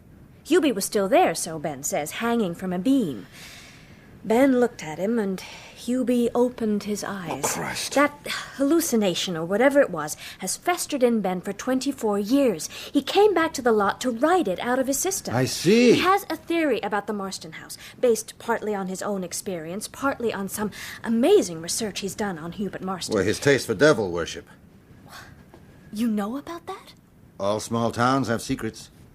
And the lot, the darkest secrets, concern Hubie Marsten. How he sacrificed children to his infernal gods. No one speaks of it even now. I'm surprised Ben found out what he did. He did his research outside the lot. Well, that explains it. What is his theory? That the evil and suffering enacted in the Marsten house Seeps into its fabric and doesn't go away, so that the house becomes a kind of malign storage battery. Well, yes. He used exactly those terms. Well, we've read the same books. And what do you think, Susan? Are there more things in heaven and earth that are dreamt of in your philosophy? No. Houses are only houses. Evil can't outlive the evildoer. Vampires are the stuff of fantasy and fiction. So you think Ben's instability has allowed me to lead him down the path to madness, a path I'm already halfway down? No, of course not, Matt. You're not insane, but you must realize... Quiet. You were saying? Only that this has turned out to be a bad time for Ben to exorcise his demons. Ben thinks it can all be proved or disproved. We just have to... There's someone upstairs. You're imagining it. I know my own house. There's someone in the guest bedroom. Here. Yes. I'm going up. No. I was frightened last night. I did nothing, and things grew worse. I'm going upstairs. Don't you have a gun? No, it would do me no good. But I do have these. Susan, stay here and talk. What? Talk about anything. Ben and I were going to drive up Route 1 to Camden at the weekend. You know, the town where they shot that film. Some friends told me about how beautiful it was up there, and we thought maybe we'd have a picnic.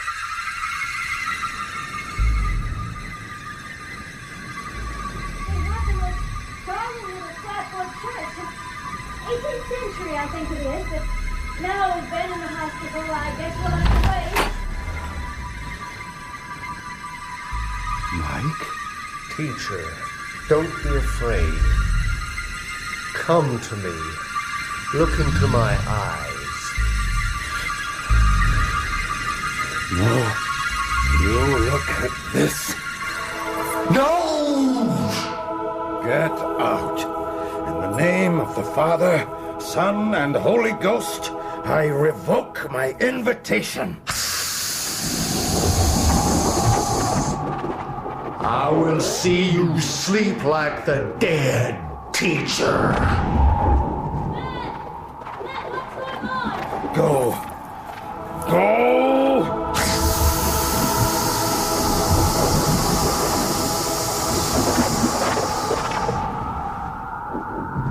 I heard him.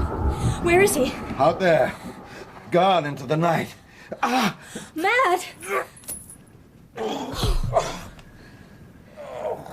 Susan, call my doctor. James Cody. Number by the phone. What's the matter? Oh, I think I'm having a heart attack.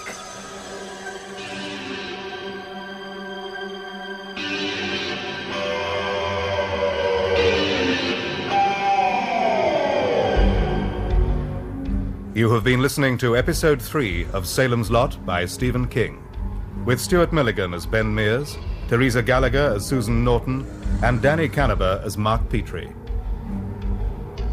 Don Fellows played Parkins Gillespie, Peter Yapp, Father Grathon, Gavin Muir, Matt Burke, Ronald Fernie, Mike Ryerson, Kerry Shale, Jimmy Cody, Shelley Thompson, Ann Norton, David Jarvis, Floyd Tibbets, Francis Jeter, Eva Miller, and Neville Jason, Dell. Salem's Lot is dramatized in 7 episodes by Gregory Evans, with music composed by Elizabeth Parker of the BBC Radiophonic Workshop. The director is Adrian Bean.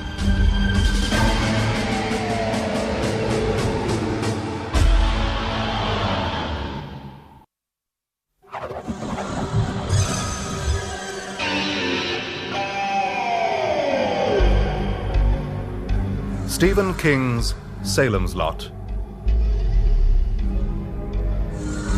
Dramatized in 7 episodes by Gregory Evans.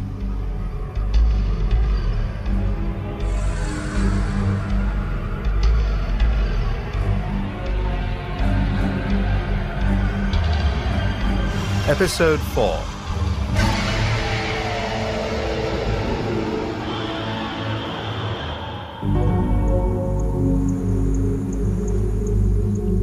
You can imagine the situation we were in, Father. By that time, we knew what we were up against. Vampires. Vampires. Maybe it trips off Mark's tongue, but the rest of us had a little trouble with the word. It's not so easy to get out. The church well knows that evil may take many shapes. Who knew this was happening? Matt Burke, me. Susan was coming around to the idea. I knew, Father. How did you know? Worked it out. I read monster mags and comic books. I know all about vampires. Unfortunately, Mark and me still hadn't met then, so we couldn't compare notes. There was no one else? Well, I guess one or two others were asking themselves some tricky questions. God knows what answers they were getting.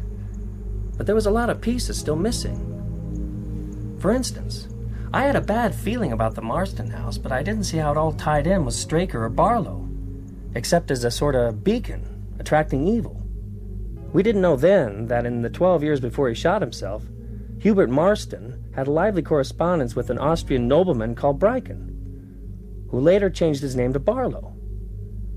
But things were starting to come together, and after Floyd Tibbets put me in the hospital, I had plenty of leisure to think it all through. Ben, you asleep? Susan, my God, you look good. Come here. Oh. Oh, I love you, Ben. I love you too. Oh, if I could jump in bed with you right now. Oh, just let me pull back the sheets. How would I explain it to the nurses? Tell them you're checking my pulse. Ben? Yeah. A lot's happened in town. Like what? How much of this Count Dracula stuff do you really believe? Matt told you everything? Matt's here in the hospital. 1 floor up in intensive care. What? Why? Heart attack. Oh, God, how serious? Dr. Cody says his condition is stable. I was there when it happened. Oh, tell me about it. First, answer my question. Well, about vampires? Yes. Well, let me guess what you think. You think the Marsten house has screwed my brain, right? Well, I'd never put it in such harsh terms, Ben, but I can't believe... Stop. That word can't blocks up everything. That's where I got stuck. Tell me what happened last night and leave can't on one side for a while. Matt had just finished telling me about Mike Ryerson when he heard someone upstairs. Uh-huh. He was very scared, but he went up alone. I heard him call out, then... Oh, I can't. No, can't. Put it aside. Just tell me what happened. There was a thud, like something had fallen. I heard a voice. Well, whose voice? Well, it was odd. Distorted. It sounded like Mike Ryerson. It can't have been, of course. That word again. Ben, it can't. Mike's dead. Maybe it was a tape recording. Maybe... Oh, Susan. I don't know. Matt murdered Mike, cooked up the vampire story, and did a ventriloquist act while I was downstairs. And then gave himself a heart attack to make it all more real? Right. Something really happened to Matt. Something that scared him almost to death.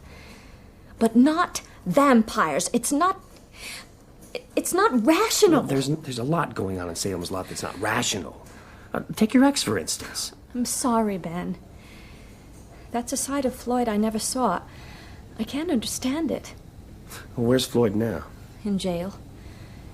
Parkins Gillespie's waiting to see if you want to press charges. Yeah. I don't want Floyd charged, but I do want to talk to him. About us? No, about why he came at me wearing an overcoat, a hat, dark glasses, and gloves. What? Yeah. Yeah, the sun was out. It was shining on him. I don't think Floyd liked that. Hey, Floyd, wake up. I got your dinner. Hey, come on, Floyd. I got your dinner. Move yourself. Floyd, time to wake up. Nolly! Nolly! What the hell you doing in there, Nolly? Are you calling the hogs? Floyd Tibbets won't move, Park. Don't seem to have shifted off his bunk for more than 20 hours. You think he's sick? If he is, beating the bars with that goddamn tray won't make him any better. Here, give me the keys. Careful, Park. Could be playing possum, waiting to jump you. Oh, Nolly, you've been watching TV again. Floyd. Floyd, are you all right? He's dead, ain't he? Right the first time, boy.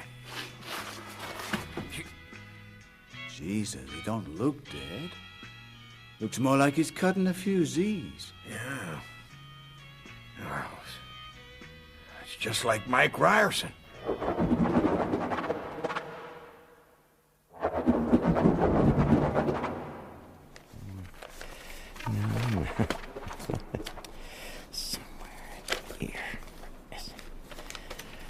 Mr. Crockett? Jesus!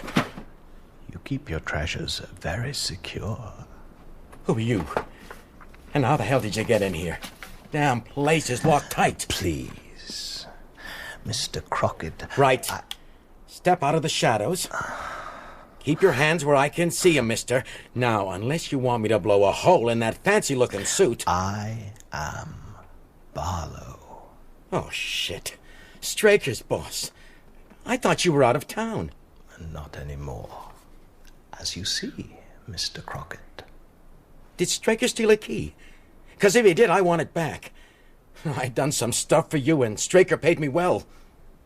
But this is a private office. Put the gun down, Mr. Crockett. It can do no good. No good. So many guns in America. Such faith in these toys. This is a strange land. I was told of your town by a brilliant man, a former townsman himself, now, sadly, deceased. He was right.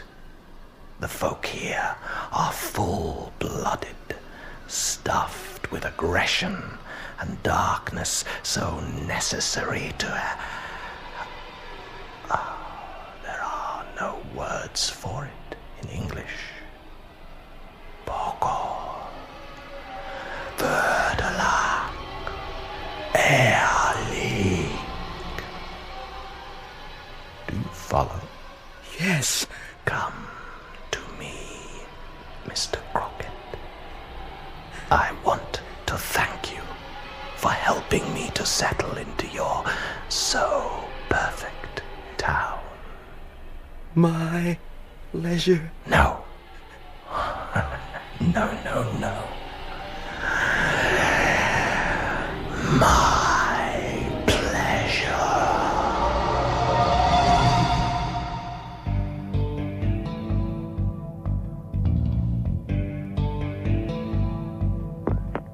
Ben, Floyd Tibbets is dead. Died in his cell last night. Acute anemia, but Floyd had high blood pressure. Susan, and slow Larry down. Crockett was found dead in his office this morning. No signs of violence. No one had broken in. He was just dead. Got to get out of this hospital. Ben, there's more. What?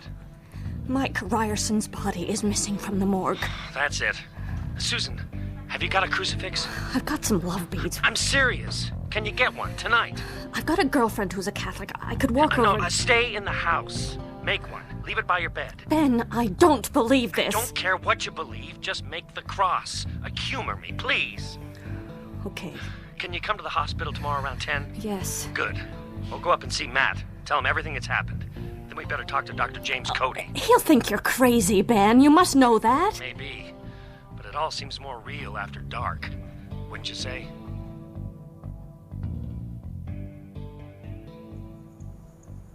The evil was spreading quickly. Yes. Far more quickly than we ever realized. And you, Mark. Father? You were confronted with one of these creatures. Yeah. Ben and me worked it out later. It must have been that same night, after Danny Glick's funeral. Mom and Dad had gone to bed. I was asleep. Then something woke me. A noise in the dark.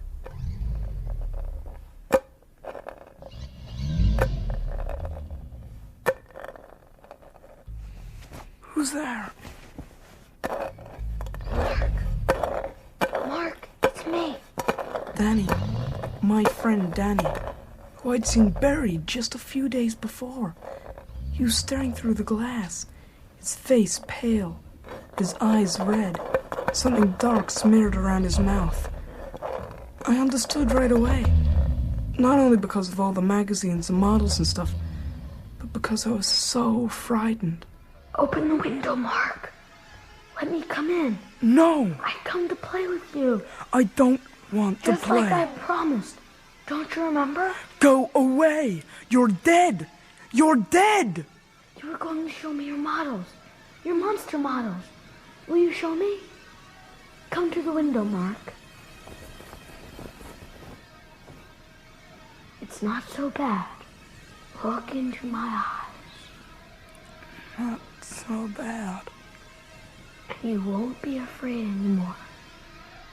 Open the window, Mark. Say, come on in, Danny. Say it! No! Mark! You can't come in, can you? Not unless I invite you. Let me in. I command it. He commands it. In vain he thrusts his fists against the post Mark? and still insists he sees the ghosts. In vain Mark? he thrusts his fists against the post and still insists he sees Mark? the ghosts. In vain he thrusts his fists against the me post inside, Mark. and still insists I'm he your friend. sees the ghosts. In vain He'll be he your thrusts friend. his fists against the post and still insists he sees the ghost. Mark? In vain he thrusts. Ask me inside. All right. You want to see my monsters? What about this one? The ghoul. Walking through a graveyard. Remember it? Come on in, Danny. Yes. Take a closer look. At the cross!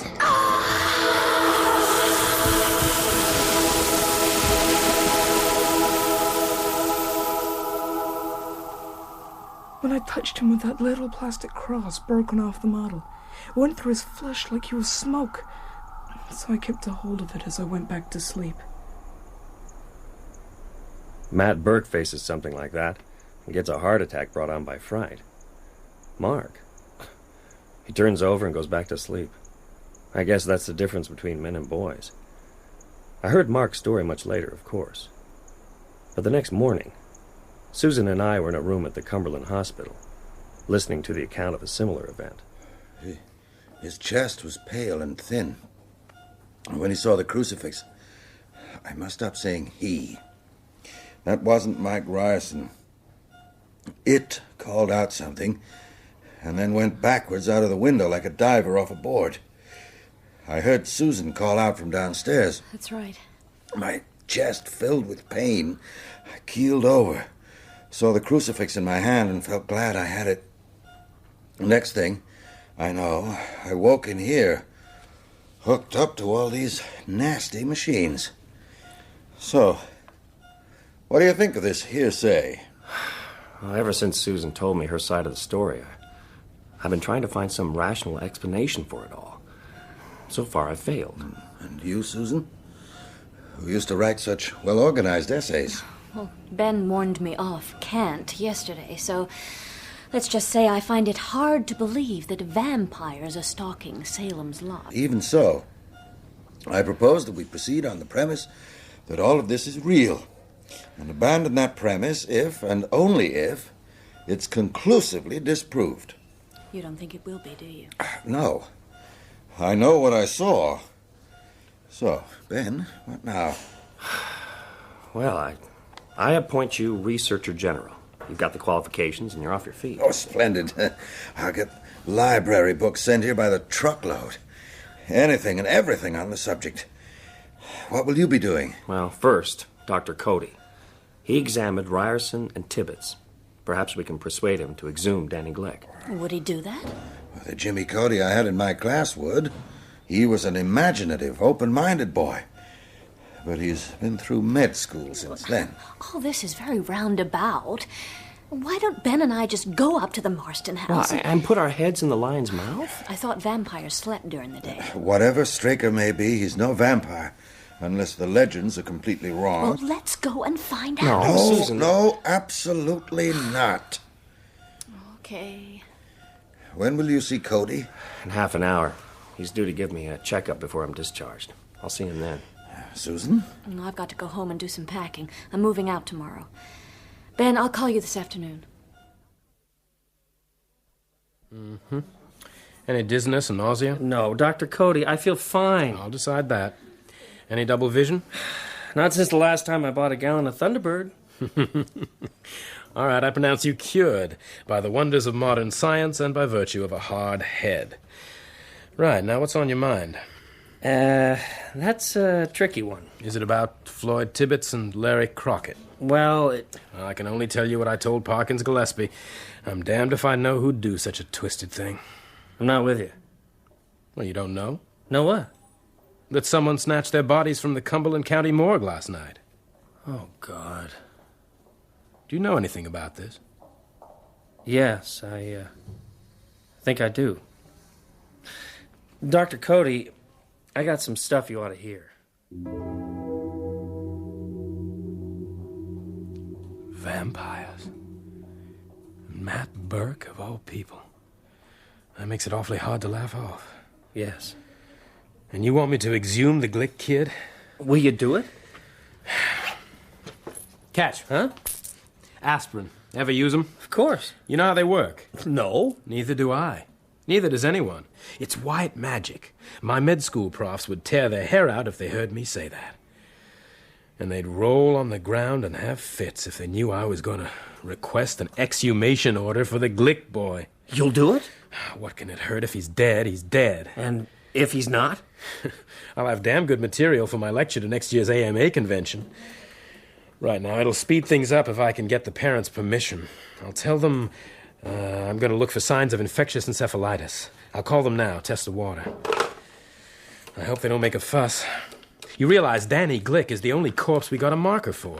All the rest have vanished into thin air. Hello, Tony Glick. No, it's Constable Gillespie. Oh, hi, Park. Jimmy Cody here. Hi. I need to speak to Tony or Marjorie Glick. Well, Mrs. Glick collapsed and died early this morning, and Tony Glick's in Central Maine General. He's in shock. I see. Which is why I'm standing here in their hall answering their phone. Anything I can do for you, Doc? No, I don't think so. Except, could you tell me where they took Mrs. Glick's body?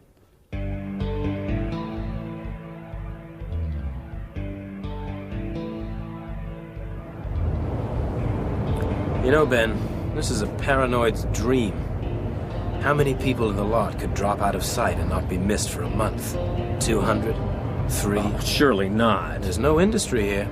People work in Portland or Lewiston or Gates Falls, so a rise in absenteeism wouldn't be noticed. Same with the schools, and TV has killed off the old neighborhood get-togethers. A vampire colony could form in Salem's lot, and no one would know. It could be happening now. People lying in closets, in cellars, waiting for dusk. And next day, bang, less people on the streets. Hey, let's take it easy, shall we? I mean, none of this is proven. If we were dealing with typhus, the town would be in quarantine by now. I doubt that. Don't forget, only one person has actually seen anything. Well, hardly the town drunk. True. We'll be at Maury's in 5 minutes. I'd better get my story straight.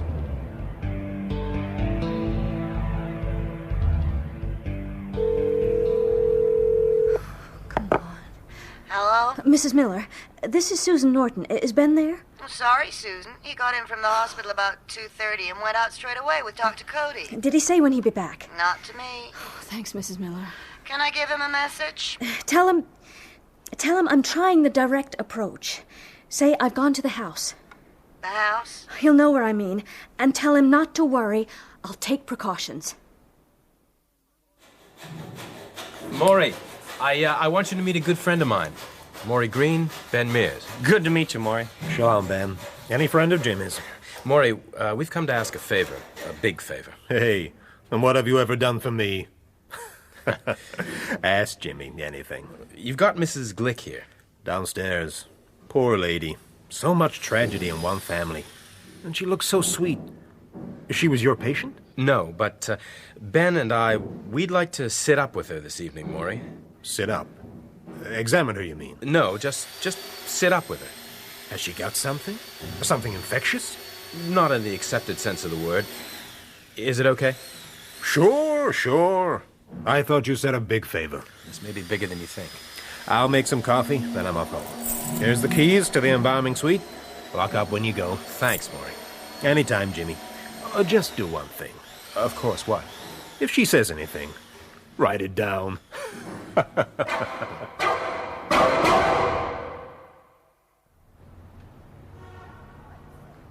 9 carats. Very popular design. Yeah, I wanted something a little more religious. Everybody's buying crucifixes suddenly. I'm sorry? This is the third I've sold today. What's happening in the lot? A religious revival?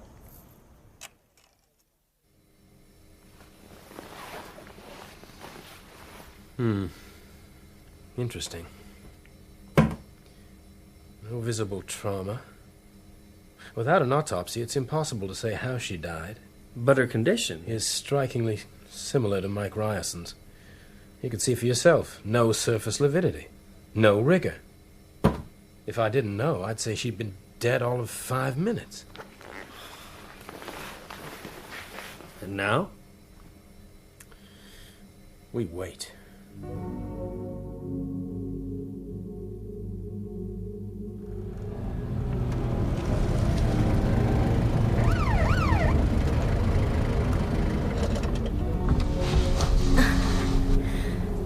You out for a drive, Miss Norton? Hi, Nolly. I'm afraid I've taken a wrong turn. Guess you must. This road don't lead nowhere but the Marsten house. Is that where you've just been? Guess so. Oh, did you meet the mysterious Mr. Barlow? What's he like? Everyone's dying to know. Lord knows, there's no one there. So, Mr. Straker... No sign of her. You better drive to the end, Miss Norton. Then turn round, head back the way you came. See ya. Bye, Nolly.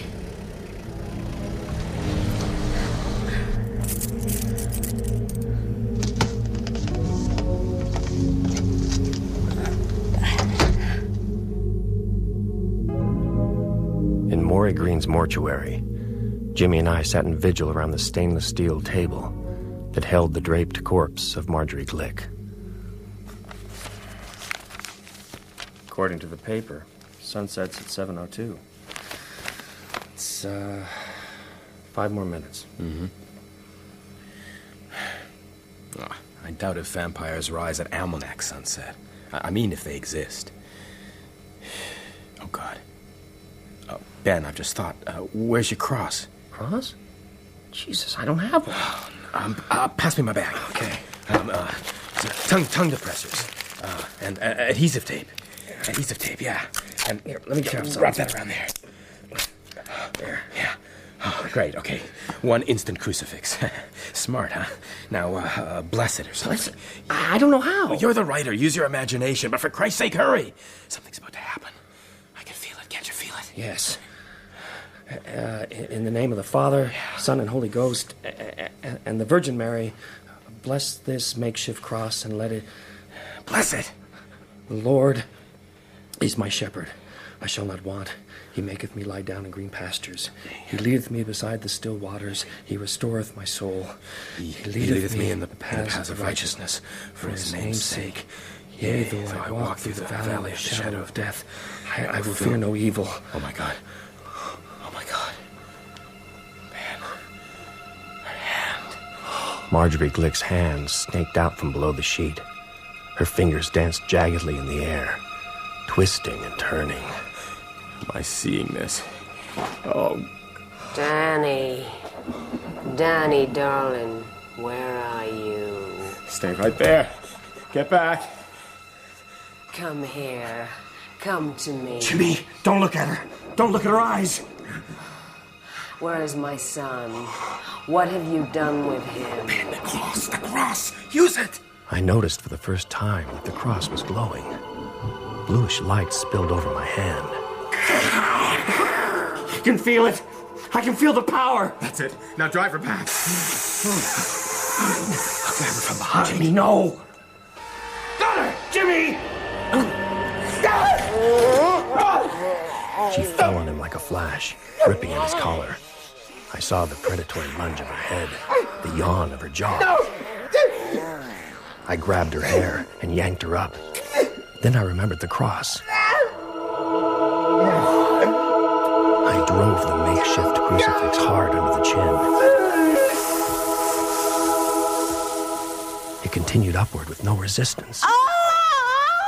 In the name of God, go! Go from this place! I'll be back for you, me, or others. And soon there will be so many others. As I watched, her body seemed to elongate and become translucent. One moment she was there, laughing. The next, she was gone. Her mouth. Her dirty, filthy mouth. Jimmy, she's gone. It's okay. She bit me. Oh my God, she bit me. Ben, don't touch me. I'm unclean. What can I do? My bag. Get my bag. Jesus, Ben, I can feel it in there. I can feel it working in me. What am I looking for? Disinfectant. That's this? It. Here. Yes, on my throat. There are 2 punctures. Near the jugular. One's fairly clean, the other's... Pour it in! Right in the wound! The blood's washing out. Put the cross on my neck. If I'm still dirty from her, it'll do something. Hold still. Nothing. Oh, thank God. I thought I was going mad. When she was doing it, I liked it, Ben. That's the hellish part. If you hadn't been here... Just don't think about it. Oh. There's one more thing I have to do. Something I don't like. What's that? Help me up, Ben. Okay. Oh, we could be in big trouble. We must get our stories... Whoa! No! Oh. As Jimmy slugged me, stars swirled in my brain.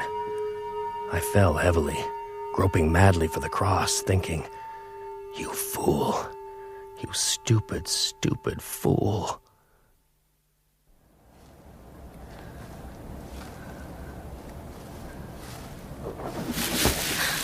Who's there? I know there's someone there. Please. Come out now. Show yourself.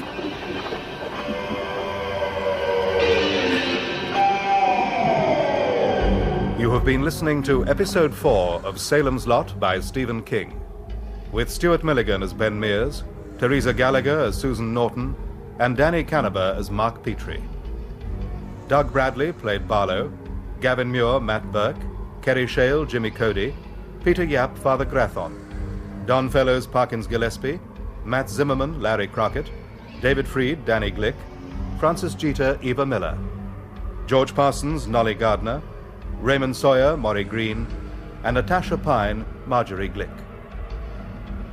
Salem's Lot is dramatized in 7 episodes by Gregory Evans, with music composed by Elizabeth Parker of the BBC Radiophonic Workshop. The director is Adrian Bean.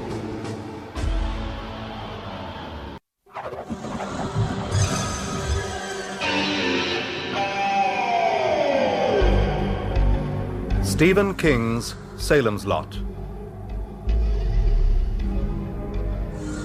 Dramatized in 7 episodes by Gregory Evans.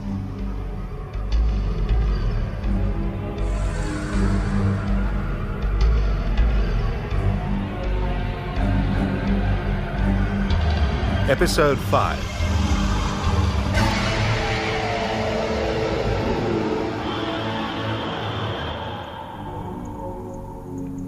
All of a sudden, we weren't dealing with shadows anymore, or superstitions.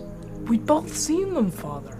Vampires. We'd stepped off the firm, sunlit ground of ordinary life into swamp and fog. And we knew we could never step back again. Tell me more of that terrible evening. You, Senor Mears, you were still at the Morticians, yes? The creature had gone. One moment it was there, laughing at us. The next, there was just the lamp shining on the bare wall. And Jimmy screaming. I cleaned the wound in his neck and helped him to his feet. Then out of the blue... There's one more thing I have to do. Something I don't like. What's that? Help me up, Ben. We could be in big trouble. We must get our stories. Oh, no! Sorry, old buddy, but it's easier if you don't know it's coming. Huh? I'm damaged enough. I'll pass muster. But you needed a few bruises. What for? To back up our story. We have to stay out of jail, so we're free to fight those things, whatever they are. So it's got to look convincing. Let's take a look. Convincing? You just broke my jaw. It'll be tender for a while. You'll live. Now, let's get it straight. Someone barged in here while I was examining Mrs. Glick. He slugged you, then grabbed me. In the struggle, the someone bit me to make me let him go. On the neck? He was 6'1", heavy build, wearing a denim jacket and a blue knitted cap. We'd never seen him before. He jumped us. It all happened fast. Have you ever thought of giving up doctoring for creative writing? I'm only creative in moments of extreme self-interest. You're the expert, Ben. Will it do? Why, it's a little thin, but at least this isn't the first corpse to vanish, so there is a precedent. I'm hoping they'll add that in. Now remember, Ben, we're criminals now, and Parkins Gillespie isn't the hayseed he pretends to be. Constable's office? Parkins. Jimmy Cody here. And you, Mark? What were you doing on that evening? Going to the Marsten house to kill a vampire. This was earlier, of course. Why, of course? I had to be there before dark. I'd taken my dad's target pistol. I know bullets are no good against them, but I reckoned it should punch Straker's ticket. And I had a cloud of yellow ash from the woodpile, sharpened to a point. I was near the house when I saw someone else in the woods. A girl. I hid behind a tree. As she came closer, I realized she was heading for the same place as I was. For the same reason. How did you know that? She was carrying a length of snow fence. That's not good. One hit with a hammer will split in two. Oh, you idiot! Skulking around like that, you almost gave me a heart attack. You're Susan Norton, right? And you're Henry Petrie's son. Mark. What are you doing here, Mark? Same as you. Only like I say, that steak's too flimsy. This? I just picked it up in case someone fell over it. Don't pretend. You came here to kill the vampire. Don't be ridiculous. Vampires. One of them tried to get me last night. Almost did, too. That's silly. You should know better than It was Danny Glick. You're making this up. He was outside my window, holding on like a great fly. His eyes were red, burning, his teeth... Stop it! You believe that, and you came up here alone? Believe it? I saw it. Why you here? Some friends of mine suspect that there may be a man in this house who no one has seen. They think he might be... a vampire. So you've come to pound that stake through his heart. I've come to find out. The stake is just... I mean... I don't know if I could do it. I could, after what I saw last night. So how do we do it? We break in, find him, pound the stake through his heart. What about Straker? He's in town. They like the dark, so I'll probably be down the cellar. Did you bring a flashlight? No. Damn. Neither did I. Bet you didn't bring a cross either. Yes, I did. Hey, snap. Took it from my mom's jewelry box. She'll kill me if she finds out. Let's go. Lead on.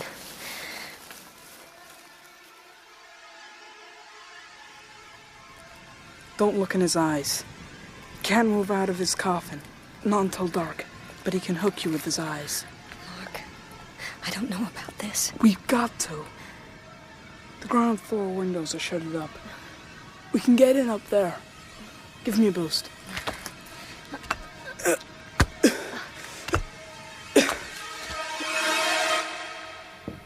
Must have been quite a fella. Lays you two out, lifts the corpse clean off the slab, and waltzes out of here. Tell me, did he break into a sweat? I didn't notice, Constable. And what were you doing here, Doc? I came to check the body for infectious encephalitis. I had reason to believe that's what killed Mrs. Glick. And was it? No, almost certainly not. And I just finished my examination when the man burst in. Well, it's a pity your description of the guy ain't a tad more detailed. It all happened so fast. And how come you're in on this, Mears? You ain't a doctor. No, I'm a novelist. I know that, boy. My new novel has a mortician's son as an important secondary character. I needed some color. Jimmy let me come along. Oh? Maybe I could read that. That part isn't written yet, Constable. I research first, then write. Mysterious stranger busts in, cold cocks two strong men, and makes off with the body of a woman died of unknown causes. Sounds like a bad movie to me. Listen, Park. Now, don't you park me. Your story stinks, this Encepha thing. It's catching, ain't it? Yes, I told you.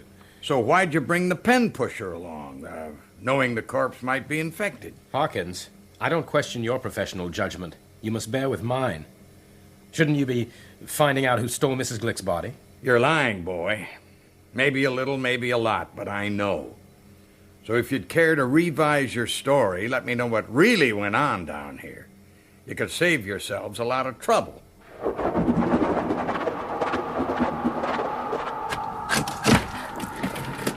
Mind the glass. Oh, God. Mark. What? The beam. This is the room where Hubie Marsten hanged himself. The room Ben broke into as a kid. Oh, my God. It's almost unbearable here. What is? Stink. It's more than just bird droppings and plaster rot. It's a smell in the mind. Come on. It'll be dark soon. We don't have much time.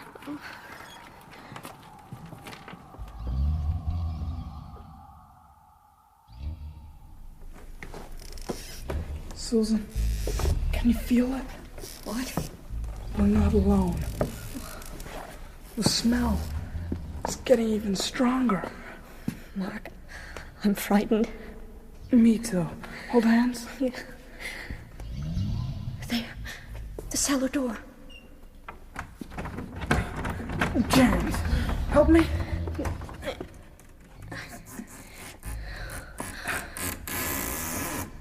See anything? Only darkness. Mark, I can't go down there. You must. I need you. Mark! Let me help you, little master. Stranger!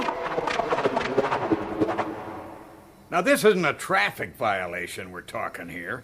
4 deaths in the lot, 4 bodies gone missing. Well, we've told y'all we know, Constable. There's nothing to add. I could toss you both in the can. But the greenest kid out of law school could spring you on what I got. Suspicion of unknown hanky-panky. And I bet your lawyer ain't fresh out of law school, is he, Doc? No, Parkins. He's not. Yeah, well, I'd do it anyway just to piss you off. Except I get the feeling you ain't lying because you broke the law. You're both scared out of your skins. You look like some of the crazy guys I saw in Nam. Shell-shocked. Go on. Get out of here. When I came round, Straker was carrying me upstairs like a sack of sand. I opened my eyes a crack. Peeling wallpaper, bare boards, a landing coming up, and thin sunlight through a filthy window. So there was still hope.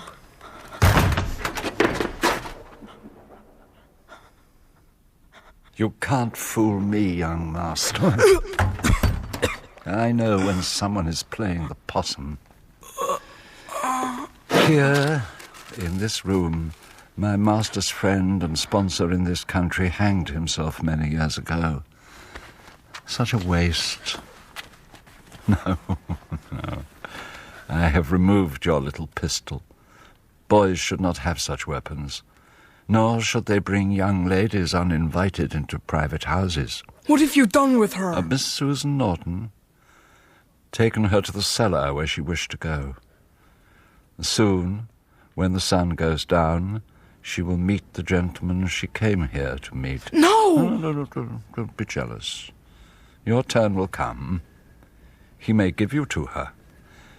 But I rather think he'll deal with you himself. Miss Norton will have friends of her own to visit. Get up, young master.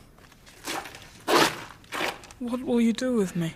Truss you up like a spring chicken. If you struggle, I will take my thumb and pop out your eye.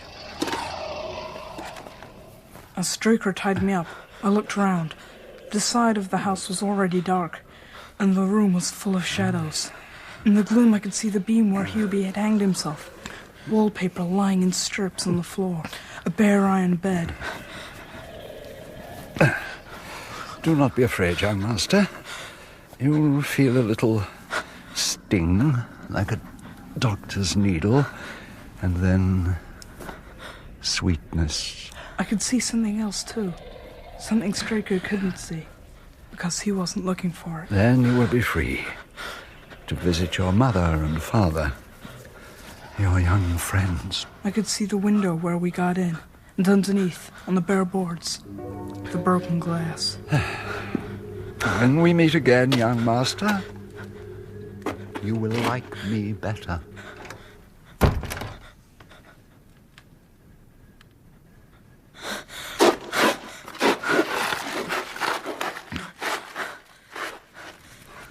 It seemed to take forever.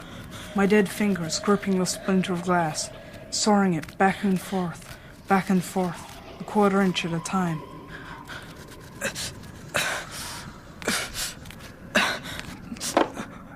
By the time I'd sliced through the last strand of rope, my hands were slick with blood, and I was so shaky I could hardly stand. I hobbled to the window and looked down. It was dark now. Horribly dark. Then I heard him. I imagined myself climbing out, running, and Straker coming after me, catching me, bringing me back. I stared wildly around the room and saw the bare iron bed.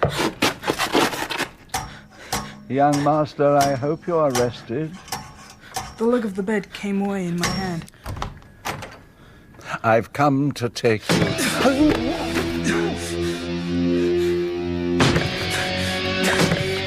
You monster! You monster! I've killed you. Good. Good. Little master.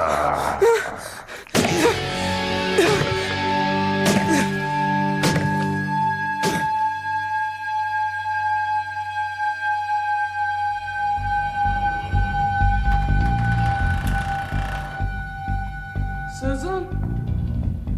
Susan? Are you there? Mark?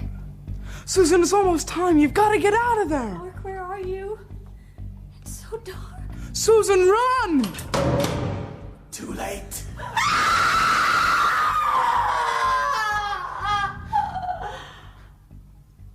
Come down, my boy.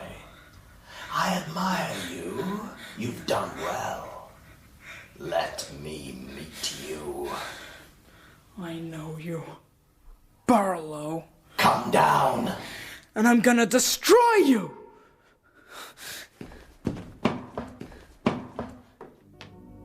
After we left the mortuary, Jimmy drove me home to Eva's boarding house. Later, standing at the window of my tiny room, I looked into the moving darkness and thought about what might be out there. Marjorie Glick, reunited with her son, Mike Ryerson, Floyd Tibbets, God knows who else. Then I thought about Matt Burke in his hospital bed, surrounded by books on vampires and superstition and folklore. And somehow, I felt a little better. As I turned away, I could just make out the Marsten house against the sky, dark on dark. My last thought before I went to bed was, I hope Susan is safe.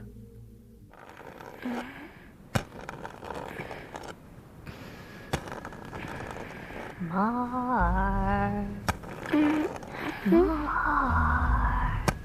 Susan? You got home, Mark. Home safe. Go away! Let me in.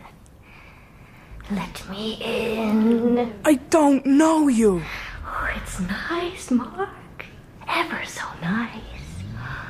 Let me in. I'll kiss you. I'll kiss you all over like your mother never did. Go away! One of us will get you soon. Let it be me, Mark. I'm hungry. Here, take a look at this cross!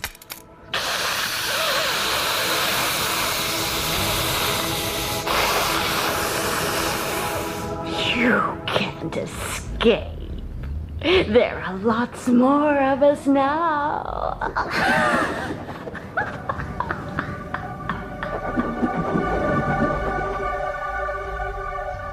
I knew then that I couldn't fight them alone. But who could help? My parents were asleep in the next room, but I knew they'd never believe it. Then I remembered something Susan had said. Some friends of mine suspect that there may be a man staying in this house who no one has seen. Some friends of mine. Some friends. The writer, of course. The one she dated. Ben Mears. I knew I had to get to him before she did. So that is how you two met? Yeah, but that was the next day. One more thing happened that night. A terrible night. Matt Burke had a visitor. Good evening. Oh, Father Callahan, good of you to come. Glad to, Mr. Burke. Oh, excuse me. You haven't called me to administer last rites. From your handshake, I'd say you're recovering well from a heart attack, I hear. You hear right, Father. Are you a Catholic? I'm not anything very much. I see. May I sit down? Please, move the books. Dracula, the natural history of the vampire. Natural indeed. Hungarian folk tales, Varney the vampire, monsters of darkness. Strange reading matter for a convalescent coronary patient. Well, fascinating, though, don't you agree? I do, as a matter of fact. I took an interest in vampirism as a divinity student. Is this connected with why you asked to see me? On the phone, you said it was important. It is. What, connected or important? Both. I'm intrigued. Let me ask you, Father. Have you noticed anything out of the ordinary in town just lately? What, to do with vampires? To do with anything. Well, the Crockett's weren't at Mass this morning. Mrs. Crockett never misses. Anything else? The town dump's closed, so Dud Rogers must be sick, which is also unheard of. 3 stores on Joyner Avenue were shut yesterday, too, and... What? Well, the mortality rate has been high lately. Mike Ryerson, Floyd Tibbetts, that awful business with the Glicks. Look, Mr. Burke, let's stop beating around the bush, shall we? Yes, there's been too much of that already. I'll tell you what I know. All I ask is that you listen. At the center of it all is the Marsten house. And so that's why I called for you. Am I crazy? Obviously not. So you're convinced? Well, shall we say convincible? With hard evidence. Yeah, don't look so surprised, Mr. Burke. The supernatural is my bread and wine, so to speak. Even so, Father. I've heard plausible tales of vampires before. First hand, I mean, not in books. But here in America? No, in Europe. But why shouldn't it come here? Pestilence spreads. Would you make an investigation for me? I might. It would involve you taking along holy water and a piece of the host. Now you're treading on dangerous theological ground. Why? Because then I go not as an interested individual, but as an agent of the Holy Catholic Church. Unlike many of my younger colleagues, I still believe in the Church's mystical power. To me, it's more than just a spiritual Boy Scout troop. It's a force. You understand? I understand. I also have a rather outmoded idea of evil. I believe evil is more than its manifestations. More than child beating, incest, and the rape of the environment. Evil is a force, too. Exactly. Well then, Father, are you prepared to put your beliefs to the test?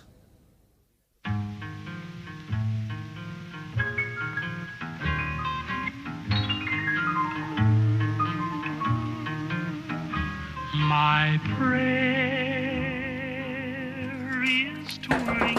Weasel, that you? Mrs. Miller? Hi, son. What can I do for you? Does Ben Mears live here? Ben's in his room. If you'd like to wait, I'll go right up if you don't mind. Sonny, I don't think that's such a good idea. Come in. Ben Mears? Oh, that's me. You have the advantage, I'm afraid. My name's Mark Petrie. I've got some very bad news for you, Mr. Mears. What bad news? Susan Norton's one of them. No. Barlow got her at the Marsten house, but I'm pretty sure I killed Stryker. This can't be true. Can we talk in your car? I don't want to be seen. I'm playing hooky and I'm already in Dutch with my folks.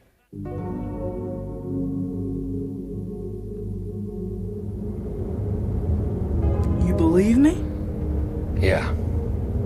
You couldn't have made that up. I'm sorry I couldn't save her. Yeah, you're a brave kid. There's somewhere we gotta go. The Marsten house. Not yet. First, we gotta see a friend of mine, Matt Burke. The high school teacher. He knows about this? Yeah. After we've talked, we're going up to the Marsten house. Get the son of a bitch who did it.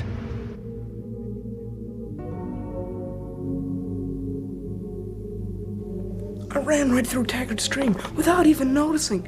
Didn't stop till I got home. My parents were worried sick. I told them I forgot the time. Dad nearly skinned me alive. And Susan came to you later that night? Yeah, just like I said. Ben, I can't tell you how sorry I am. I can give you something if you need it. There's only one medicine I need. To move against Barlow. Now, before dark. I agree. Matt. It's all happening so quickly. I phoned Loretta Starcher for more books today. The library's closed. Loretta's disappeared. There are 2 more shops shuttered up on Joyner Avenue. I saw them when we drove past. Weasel Craig didn't come back to Eva's last night. It all points to one thing. If we leave it any longer, we'll be overwhelmed. Does anyone else know? Father Callahan. I spoke with him last night. I think he's with us. What about your research, Matt? Anything useful? Straker was Barlow's bodyguard, a kind of human familiar. He came first to prepare the ground. I suspect no one will ever find Ralphie Glick. Straker sacrificed him, a sort of ticket of admission for his master. Along with the dog that was found on the cemetery gates. Exactly. How old is Barlow? No way of telling. But if the legends are true, he's old. He may have changed his name 1,000 times and lived in almost every country in the world, though his origins are probably Romanian or Magyar. How did he get here? I suspect Larry Crockett had a hand in it, but that doesn't matter. Barlow's here. We must destroy him. That's what matters. An ash stake through the heart. Cut off his head. Stuff his mouth with garlic. We have an expert in our midst. In movies, the staked vampire mortifies into dust. That may just be a neat special effect. If it doesn't, you must weight the coffin and throw it into running water. Right. Any questions? What about all the religious stuff? You're quite right. You must each carry a vial of holy water and a piece of the host. And Father Callahan must hear your confessions before you go. But none of us are Catholic, are we? I am. Lapsed. Well, there must still be confession.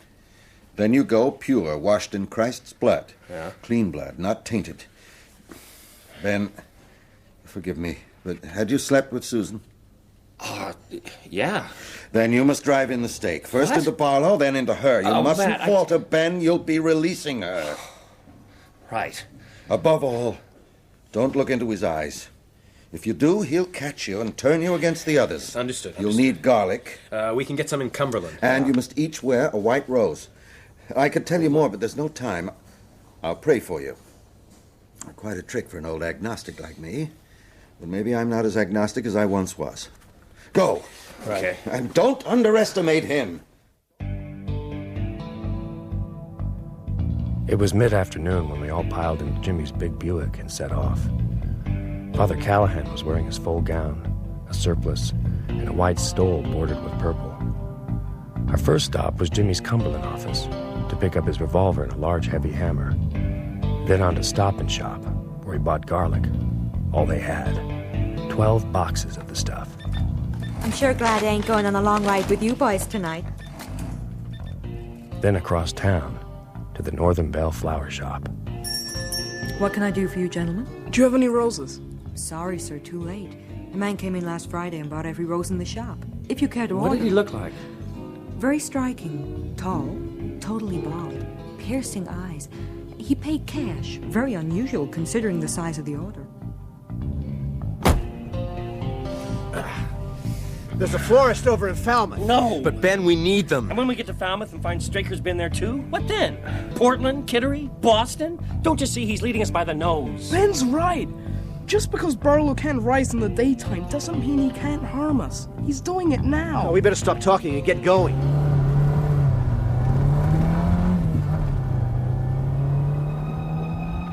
Jimmy came at the Marsten house from below, and I was struck again by the way it loomed over the lot. looking down like an idol on all the town's sins and lies. We turned into the driveway. Straker's old black Packard was parked outside, and as Jimmy pulled up and killed the engine, he drew his revolver.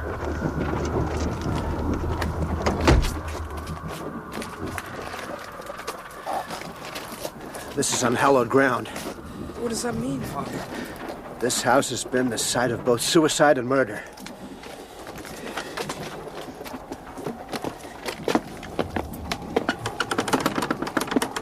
There's a new padlock. Could we get in a window? Like Mark? No. We must go in boldly, through the front door. We'll break it down if we have to. We won't have to. In the name of God the Father, I command the evil to be gone from this house. Spirits, depart!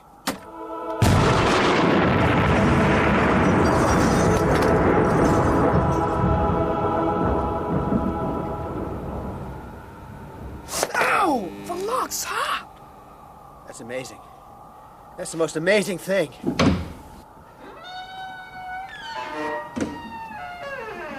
Let me go first.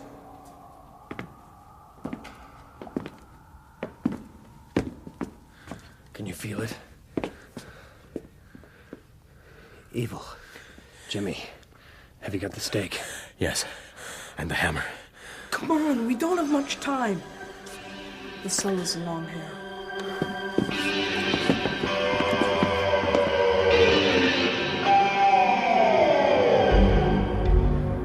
You have been listening to Episode 5 of Salem's Lot by Stephen King, with Stuart Milligan as Ben Mears, Teresa Gallagher as Susan Norton, and Danny Canaber as Mark Petrie. Doug Bradley played Barlow, Don Fellows Parkins Gillespie, John Moffat Straker, Nigel Anthony Father Callahan, Gavin Muir Matt Burke, Kerry Shale Jimmy Cody, Peter Yap Father Grathon, Francis Jeter Eva Miller, and Susanna Corbett the Florist.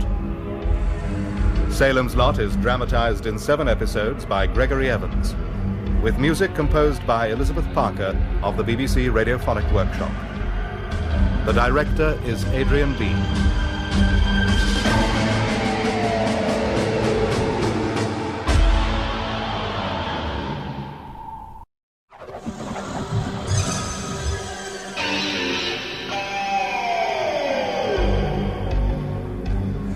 Stephen King's Salem's Lot. Dramatized in 7 episodes by Gregory Evans.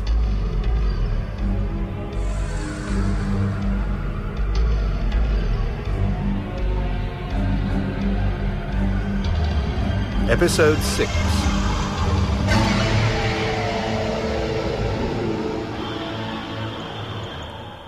For the second time in my life, I stepped into the Marsten house.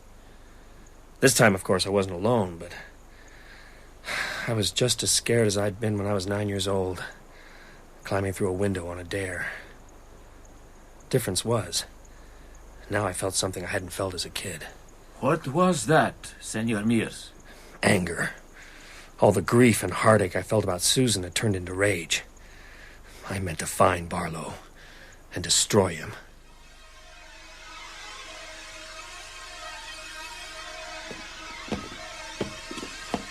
Along here. There's the door. Wait, we should try upstairs first. Why?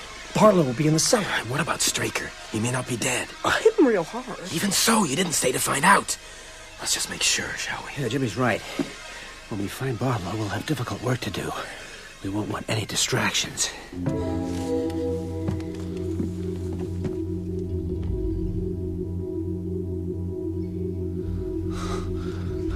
The room at the end.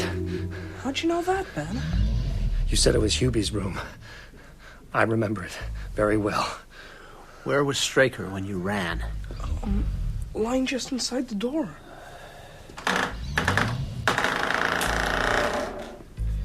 No. Let me go first.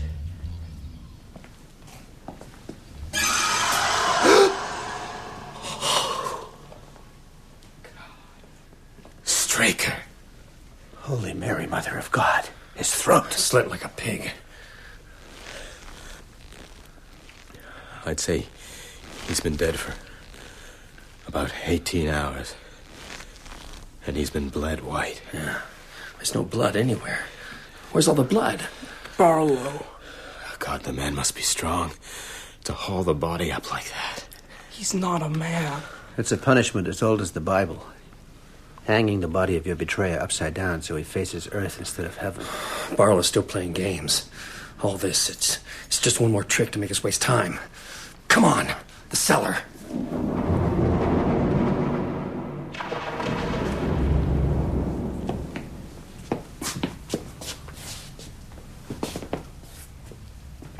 He's not here. He's got to be here. No, I can feel it. There's still the stink, the evil. But the air seems lighter somehow. He's already gone.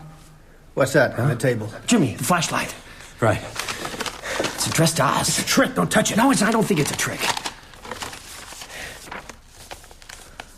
My dear young friends. Hold the flashlight steady, Jimmy. I'm doing my best. How good of you to call. I am never adverse to company.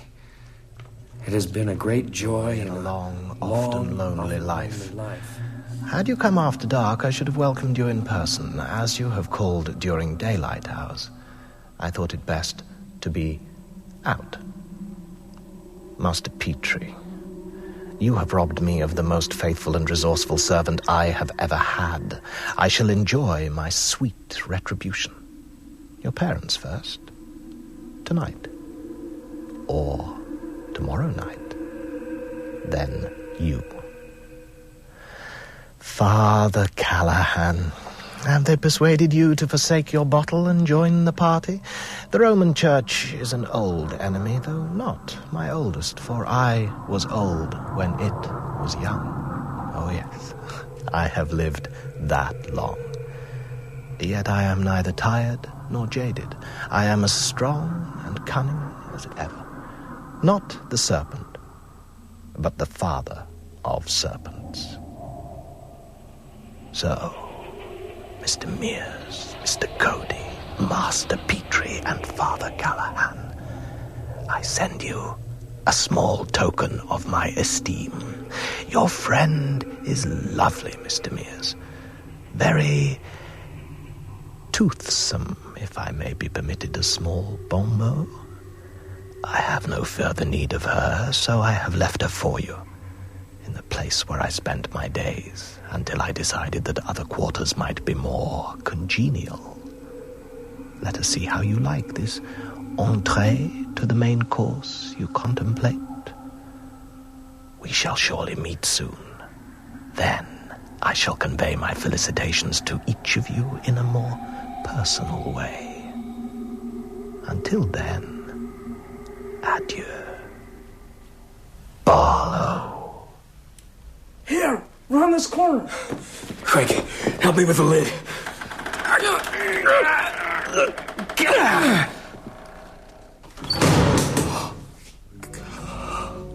The casket was on a raised dais. In it, Susan lay still, covered from shoulder to foot in a drift of pure white linen. In life, she'd been pretty. Now she'd achieved beauty. Dark beauty. She didn't look dead. Her lips were red, her skin like cream. Father Callahan stepped forward and placed his hand over her heart. Here, Ben. No, I can't. Be her lover. Better be her husband. You won't hurt her, Ben. You'll free her. The only one hurt will be you. A line came into my head from Dracula, that amusing Victorian fiction that no longer amused me at all. Van Helsing's words to Arthur Holmwood when Arthur was faced with the same awful task.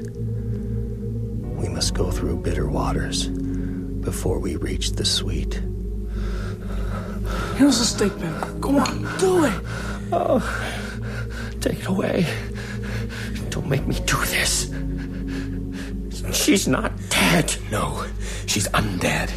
Ben, feel her pulse. Feel her heart. There's nothing. Do it quickly, Ben. And go out into the daylight. We'll do the rest. Take the handle. We must go through bitter waters before we reach the sweet. Oh, dear God. Forgive me.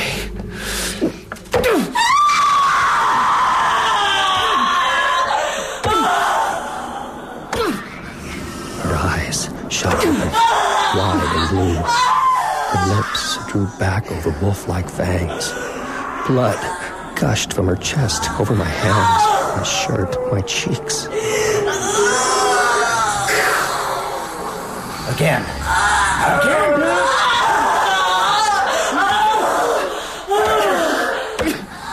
The tide of blood turned black in that chancy lunatic light. Her eyelids fluttered. And I saw briefly the girl I'd first met in the park, reading my own book, smiling, shy. Ben? Jimmy, go after him. See he's all right. In the name of the Father, the Son, and the Holy Ghost.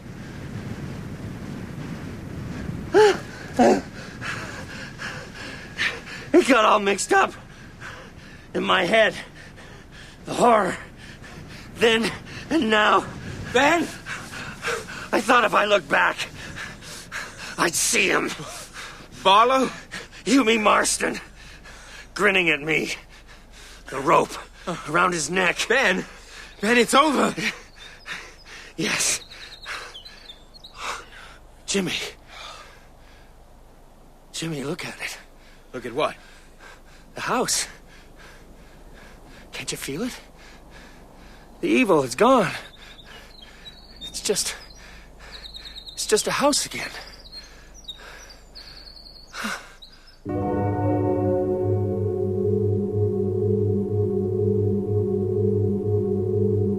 After we left, Father Callahan sealed the house with holy water and pieces of the host. What did you do with Susan's body? Callahan and I turned it face down in the coffin and weighted it with stones. We threw it into the Royal River. I just sat in the car. I couldn't... No, you'd already done enough. Where's Callahan now? He went with Mark. Mark's parents have to be told. Barlow threatened them in the letter. Will they believe it all? Mark thought not. He said his dad's a sensible man. If there's a problem, they'll ask his father to call you. You did well, Jimmy. You too, Ben. Come here. Sit on the bed. There's no comfort for you, Ben. I know that. But Susan is at rest now. Barlow played us for fools. We're like insects to him, scurrying around for his amusement. No. That's far from the truth. He wanted to keep Susan. He wouldn't give up his undead, his children, just for a joke. Think, Ben. Think what you've achieved. Straker, the best servant he ever had, slain by a small boy. How that must have terrified him. And now you've driven him from his refuge, his chosen home, and sealed it. So if he goes there again, he'll die, and he knows that. What does it matter? He got away. Well, where did he sleep today? The trunk of a car, the cellar of one of his victims? Wherever it was, do you think he felt safe? Do you think he liked it? Matt's right, Ben. Maybe we're not winning yet, but neither is he. No, tomorrow you hunt. Not just the great white shark, but all the little fish. The nights may be his, but in the daytime, you'll hound him until he takes fright and flees. Or until you drag him staked and screaming into the light. Yes, that's good. But let's start tonight, not tomorrow. Right now. No. Tonight we spent together. You and I and Jimmy and Father Callahan and Mark and his parents. Only madmen or saints would challenge Barlow in his mother night, and we're neither. You shouldn't have split up. That was bad judgment. I'm worried. Especially about Mark and his parents. Jimmy, will you call them? Yeah, I'll do it now. I'm beginning to know him. I lie in this bed and try to outguess him, put myself in his place. He's lived for centuries. He's brilliant. But his ego has become bloated, so that it's puffed up and poisonous. He's filled with pride, and his thirst for revenge is overmastering. Something to be feared, but also to be used. I think he'll attack tonight. I got through. What's wrong, Jimmy? What happened? The line's dead. I think Barlow's got them.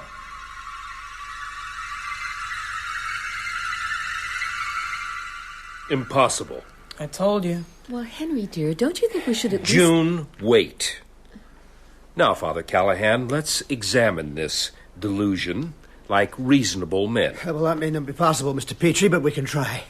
We came here because Barlow specifically threatened you and your wife. So you say. Before we proceed, let me ask you something. Did you actually drive a stake through that poor girl's body this afternoon? No, I didn't. Mr. Mears did. And the corpse is still in the cellar? No, we threw it in the river. If that's true, you have involved my son in a serious crime. Are you aware of that? Yes, I am. That we had to, don't you see? Mark, I have asked you to keep silent while I speak to Father Callahan. One more outburst and you'll leave the room.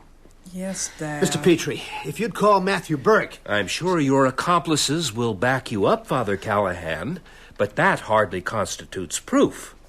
May I see the letter left by this Barlow? Dr. Cody took it. Oh, well, darling, I'm sure Dr. Cody wouldn't be mixed up in anything untoward. He's our family doctor, Father. We all like him very much. And Matthew Burke has an excellent reputation, as a teacher at least. So your story does have a certain disturbing credibility. But your explanation of these events clearly can't be true. We've got to get to the bottom of it.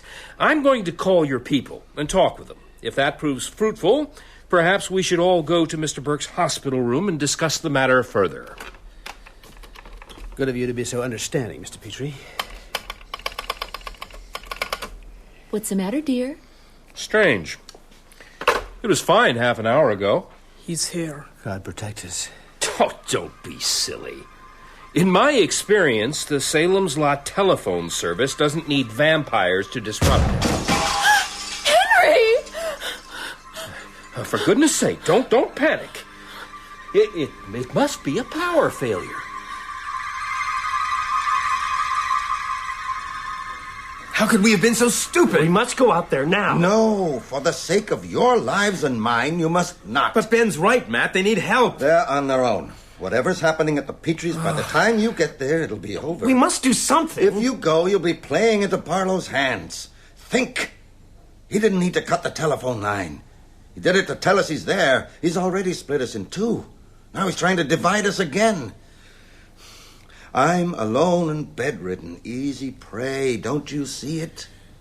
I guess you're right. Look, I'm not afraid for myself, believe me. Or even for you two. I'm afraid for Salem's Lot. Whatever happens tonight, we must be left to stop him tomorrow. Yes. He's not going to get me till I paid him back for Susan. Maybe they'll make it. I think he's underestimated Callahan. I know he's underestimated Mark. That kid is one cool customer.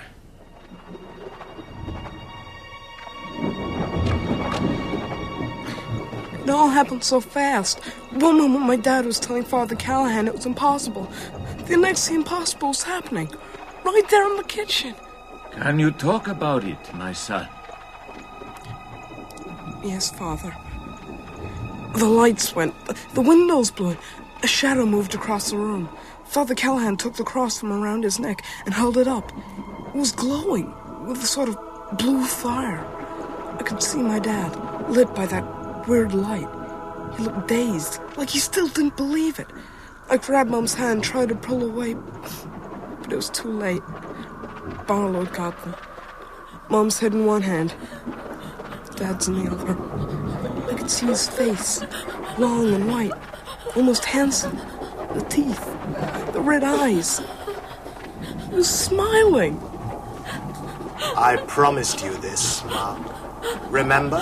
For what you did to my servant. Henry, do something, please. Speak to him. Listen, whoever you are. We can talk about this. We can sit down. Your parents first.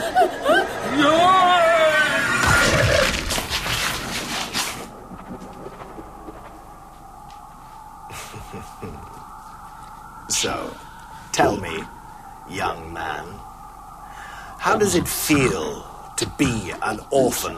You monster! Oh, now you come to me. How convenient.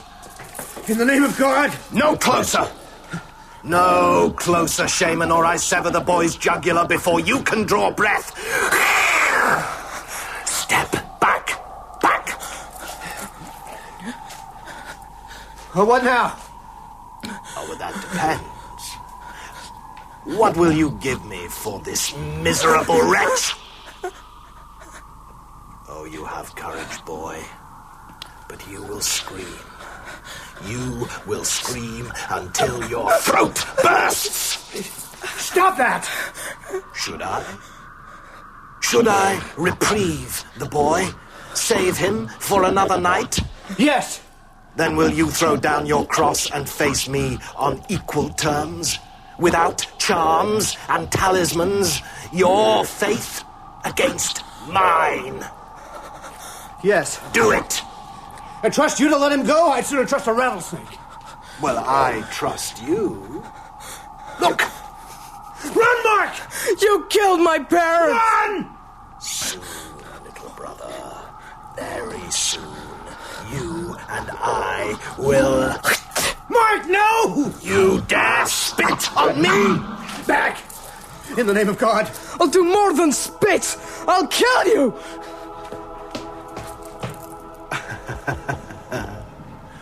Oh, what a servant he will make. Now, shaman, I have fulfilled my part of the bargain. You fulfill yours. Lay down the cross. I'm a priest. A priest? Don't you have to believe to be a priest? Stay back. I command it. Look at the light. The oh so holy light. See how it gutters and dies. I command it in the name of God. Just like your faith. Nowhere left to go, priest. Here, let me take that. You seem to find it burdensome. No. You thought I couldn't touch this, didn't you? The Holy Cross. You believed it would protect you. Oh, no. Your faith might have saved you, but your faith has just failed. And so this is only base metal. God damn you! Well, I doubt if he can. Not your God, anyway. If you had cast that cross away willingly, you might have beaten me. But you put your trust in the symbol, not what it stands for. You're a disappointment, priest. Oh, it's been so long since I had an opponent of any real worth. That boy makes 10 of you. No. For the undead, there is no memory. You would welcome that now. But no. For you, there is a more fitting punishment. No. Please. Here, priest. Learn a true religion. Take my communion. Eat of my flesh. Drink of my blood.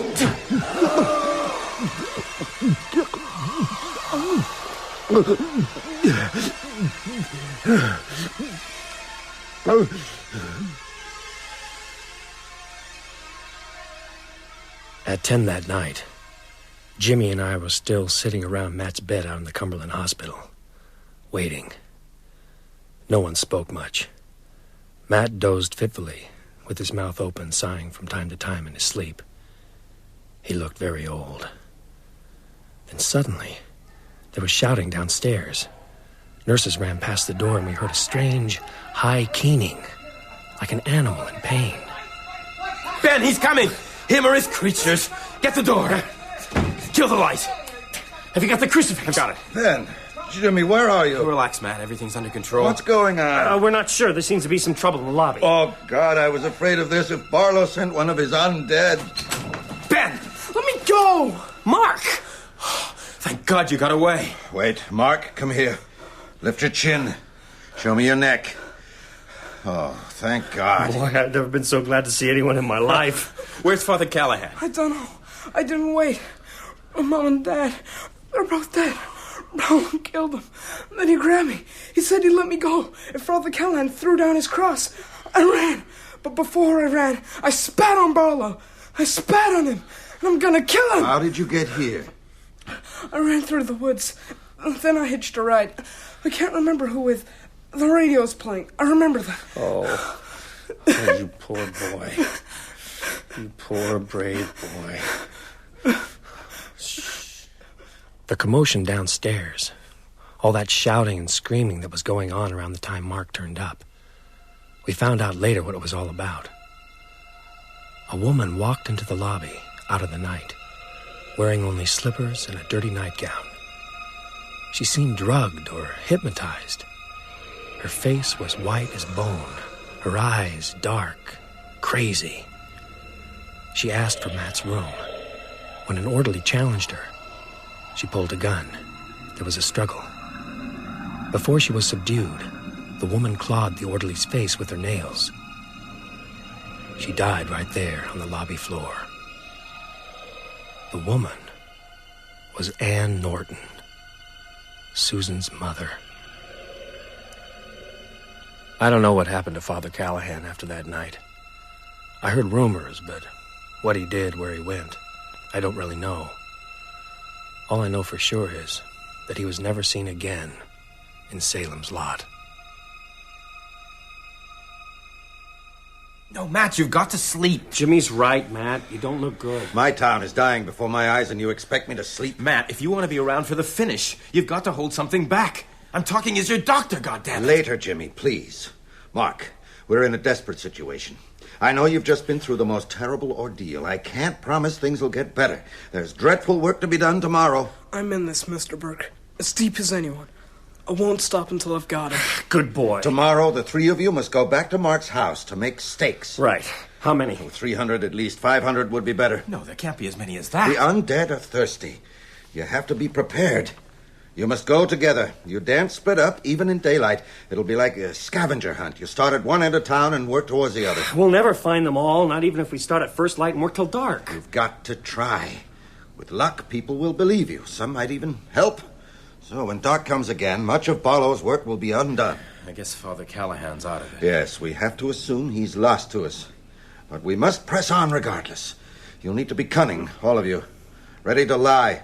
If you're locked up, it'll serve his purpose. And consider this. If any of us do live and triumph, it's quite possible we'll stand trial for murder. Don't sugarcoat the pill, will you?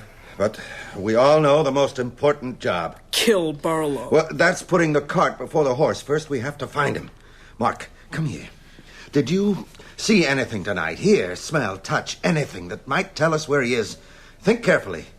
You know how important this is. Nothing. Think again. A leaf clinging to his coat. A burr in his pants cuff. Dirt on his shoes. I'm sorry. Christ almighty, is he seamless like an egg? How about when he was holding you? Wait a minute. What? What have you got? Chalk. Blue chalk. He had his arm around my neck. I could see his hand. He had long white fingers, and there were little smudges of blue chalk on them. Just little smears. Blue chalk? A school! It must be. Not the high school. We only have yellow and white. I should know. The art department? They use ink and paint, not chalk. Besides, the school's all glass. Where would he hide? Mark, are you sure? Chalk? Yeah, I can see it. I bet the elementary school uses colored chalk. Well, it's like the high school. Lots of windows to let in the sun. He'd hate that. He needs an old building. Dark, dingy. Like the Brook Street School. Could be. What's the Brock Street School? An old timber frame building put up about the same time as the Marsten house.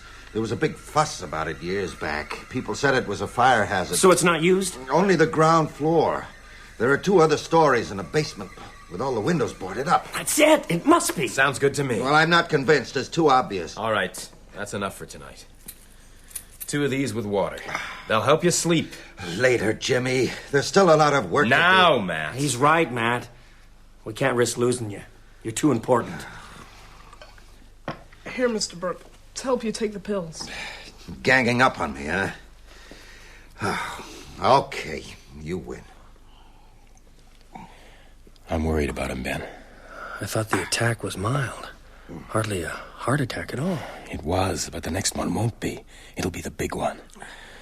This business will kill him if it doesn't end soon. That night, we slept in the hospital in Matt's room. Matt lay propped up on pillows, sedated. Jimmy and I tossed and turned in the uncomfortable chairs.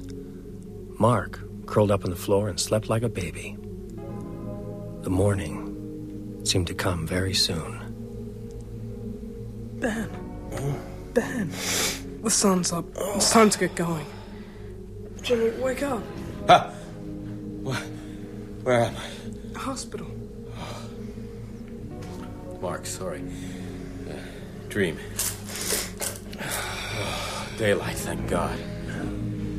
Matt's still asleep. Yeah. He's an old man all of a sudden.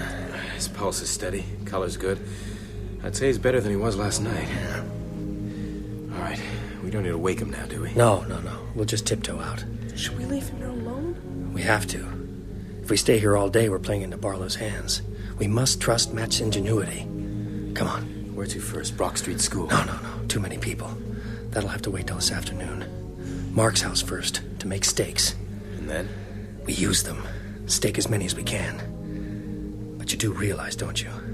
Unless we find Barlow, this is all a waste of time. If it, escapes us today, we're finished.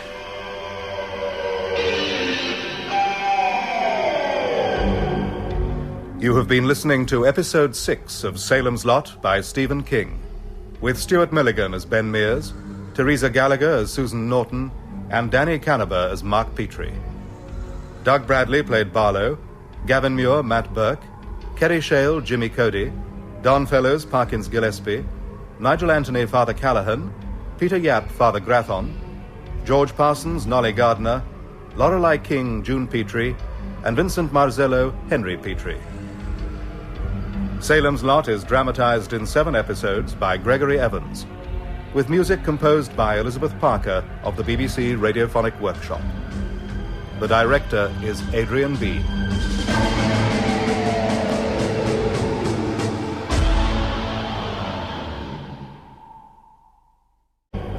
Stephen King's Salem's Lot.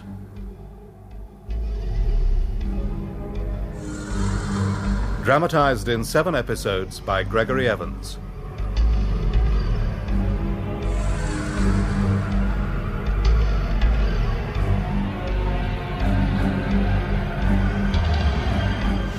Episode 7.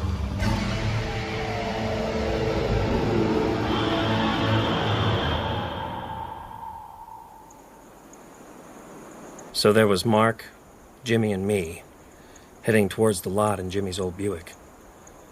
As we left the turnpike, I saw the familiar sign. Route 12, Jerusalem's Lot. This was the way I'd driven Susan home after our first date.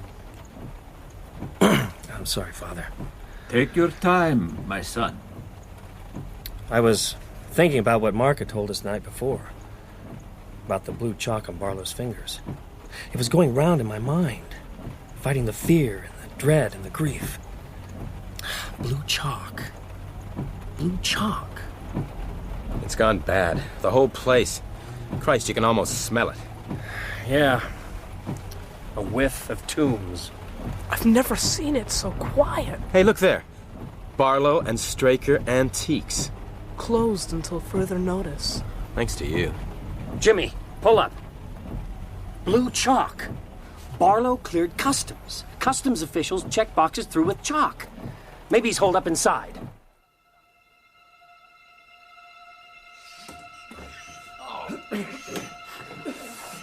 Stink! I could have been shut up for centuries.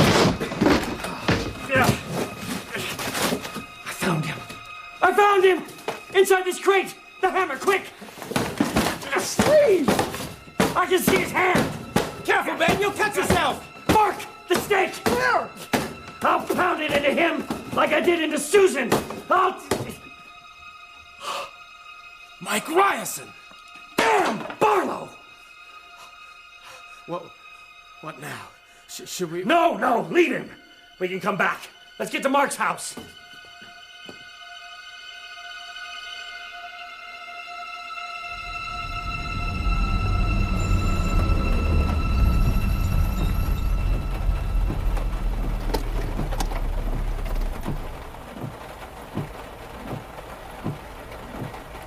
I wonder if Father Callahan's still in there. We'll soon find out.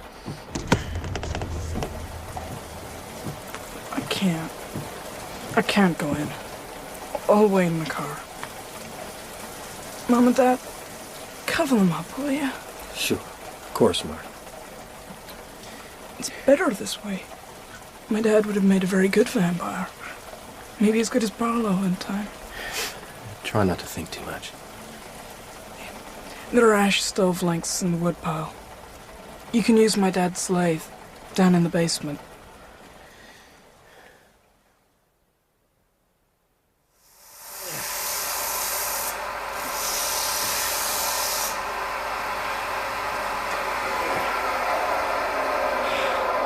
That's 19. Ben, wait. Whew. This isn't gonna work. What else can we do? You want to quit, Jimmy? Is that what you want? No. But Ben, it won't just be today. It could be weeks before we get them all. If we ever do. Can you stand that? Can you stand doing what you did to Susan 1,000 times? Pulling them out of their stinking bolt holes, screaming and struggling, pounding in the stake. Can you keep that up without going crazy? I don't know. What about Mark? He'll be ready for the nuthatch. And Matt, he'll be dead. I guarantee it. So what the hell should we do? God knows. We have to think. Think? I'm trying not to think. Well, maybe you should start. I can't! I take it as it comes! If you've got a better way... Hey, Ben! I'm sorry. We can do it, Ben. I believe that, but we must be scientific. Listen, now you're production, right? Right. You stay here, turn out the stakes. Mark and me, we're research. We find them. We mark the locations. With this, we spray a cross on the door. Yeah. Then tomorrow we go back with the stakes, together. Well, won't they see the marks and move? No, I don't think so. They're pretty dumb. Okay, get going. Come back around 3. By then we can get into the school.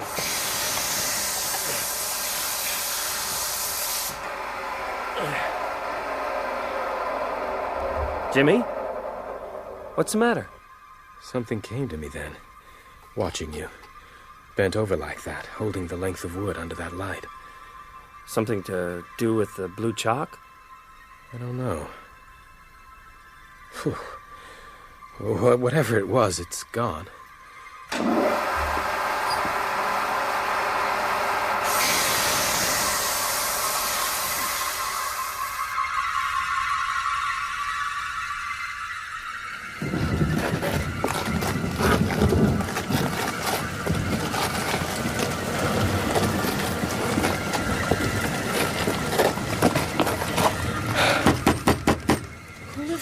The McDougalls.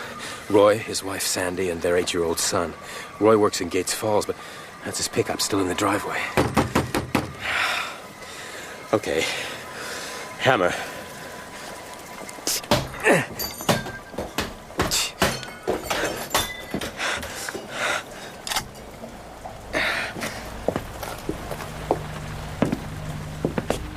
They're here somewhere. Smell it? Yeah, like the Marsten house. Not as strong. Where? And they need somewhere dark. These houses don't have cellars, but there's a crawl space under the stairs. Here. Ugh! Smells like you found it. A flashlight.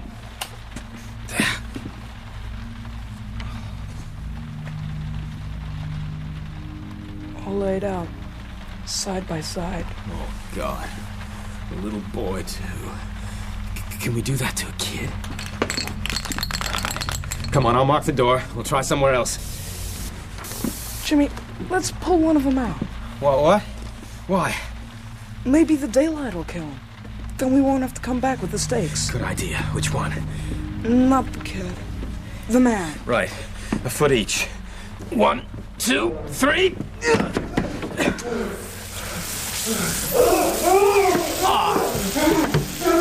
His skin! Jesus, it's steaming! He touched me! Slap him!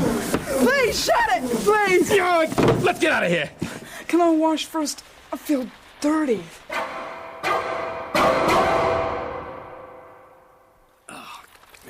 Poor kid. All his toys are here. We'll try next door. He's got a neat Dave computer. Evans and his family. Amazing. Dave works His in own Cumberland. television, a Haven't seen him miniature for a few pool days. table. Mark, what did you say? I said he's got a TV in his room. No, after that. And a pool table. Blue chalk. pool, that's it. Barlow's hiding in a pool hall.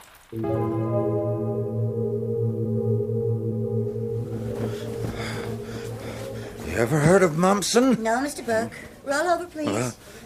Marsten, Vermont. Just another little New England town like the lot. Had a population of 312 in the 1920 census. Other way. By 1923, everyone had vanished. Oh, the buildings were intact. In one house, a table was laid for supper, but no people. It caused quite a stir. You finished yet? Almost. Just the top sheet. There. Now, I want you to sleep. Well, would you check to see if there's a mess? Nurse! Nurse! Oh, God, no. Roy, 12, now. Take it easy, Mr. Burke. Try to breathe. What is it? Cardiac arrest. Get an ECV. Quickly.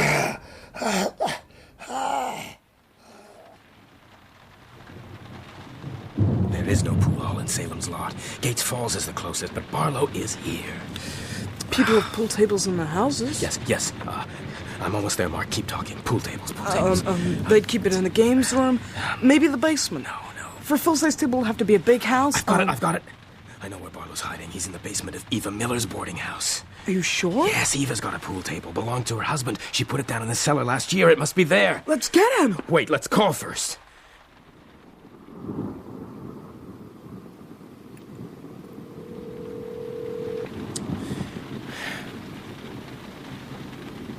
Come on. Maybe they're all out. No.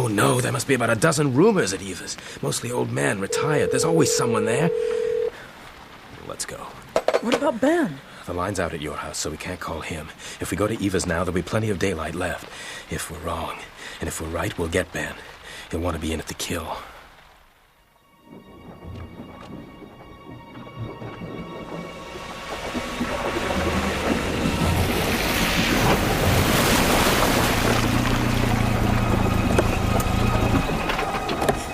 It's perfect. Holding up here in the local boarding house, surrounded by his children.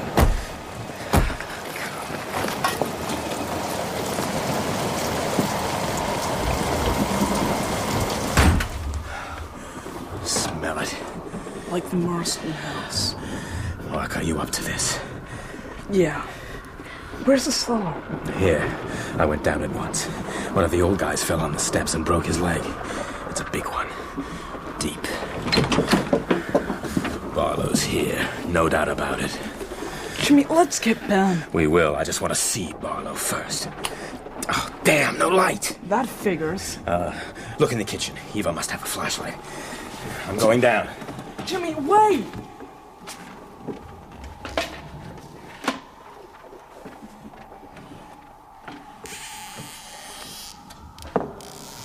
Mark, there's a grave down here.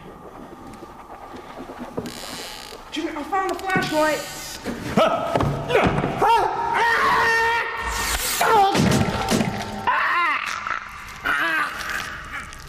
Mark! Mark! Don't move! Don't move!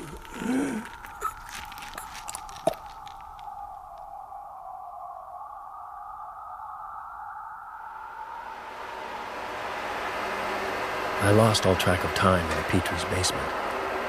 When I checked my watch, I was shocked to see it was already nearly 5. I shut off the lathe and went upstairs. The phone was out, and I had no keys to the cars parked in the drive. So I set off at a fast walk towards the Brock Street School, keeping my eyes peeled for Jimmy's Buick. It soon came into view, weaving drunkenly across the road, moving in jerks and spasms. I waved, and it pulled over, bounced off the curb, and came to a stop.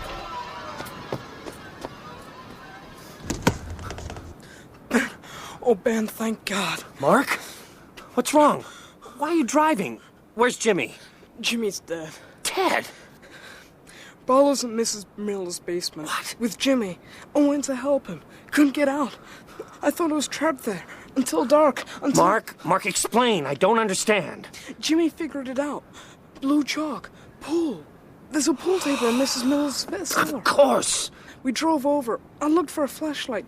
Jimmy went down. He fell. I'd have gone after him, but he called out to warn me. Warned you of what? Barlow had fixed the stairs. Sawing them off after the second step. It was dark. Jimmy just didn't see. There were knives below. All the knives in the kitchen. Fixed. Pointing up. Oh, God. You're certain he's dead? Yeah. We'd better call Matt. Then Dr. Parkins Gillespie. Maybe he'll help. We've got to finish Barlow before dark.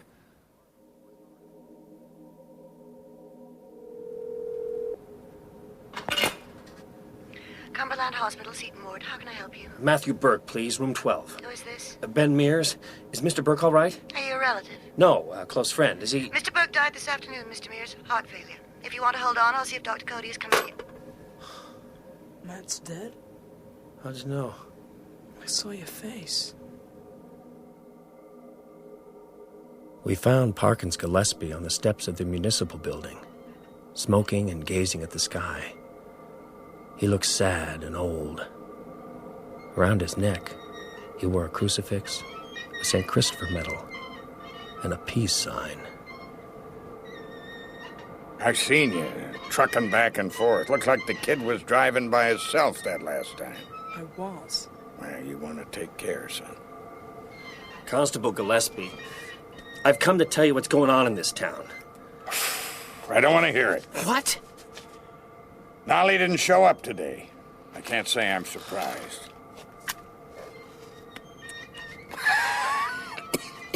Oh.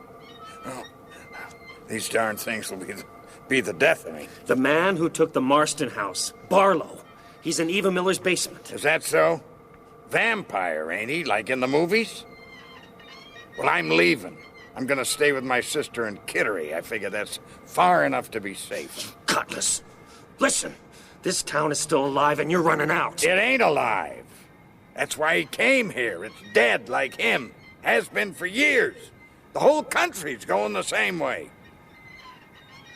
You go to a drive-in, you see more blood in one night than I saw in all my tours in Nam.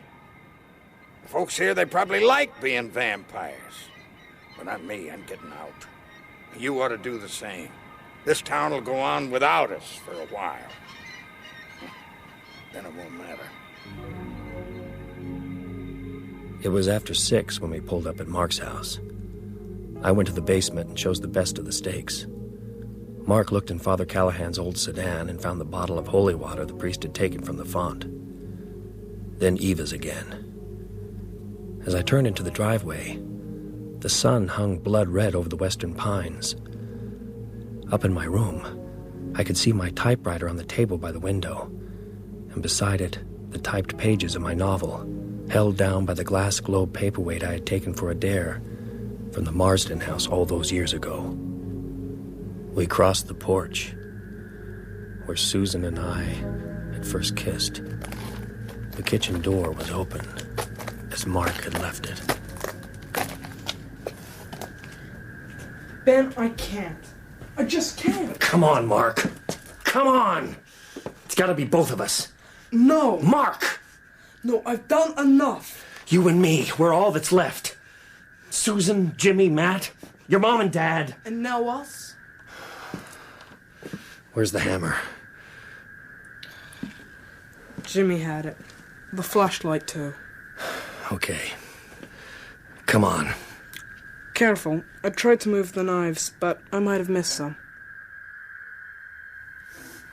Oh, I got the flashlight. Still works. Oh, Jimmy. I'm sorry, Ben. I can't look. Oh, no, it's okay. He had the revolver in his pocket. Here, catch. There's the hammer. Now, Barlow. But where? I can feel him. But where's he hiding? Behind that dresser? No, too small.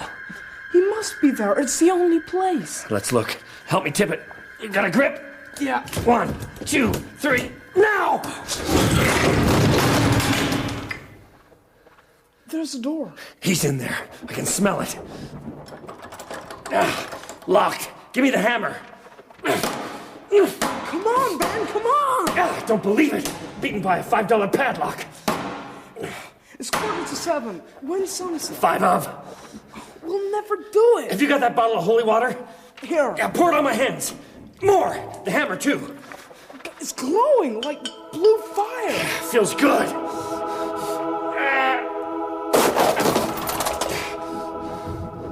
There's a whole other room through there. There, the coffin. See his crest? Oh my God. Mark, look around. His children. And guardians. Eva. Weasel Craig. Grover Merrill. That's Mr. Milligan from the second floor back. Everyone. I lived with these people. Come on, Ben, there's no time. It must be almost dusk. Here's the stake. Oh no, there's locks and seals. Doesn't matter. I can feel the power in me now. At last, things are running our way. Be quick, please.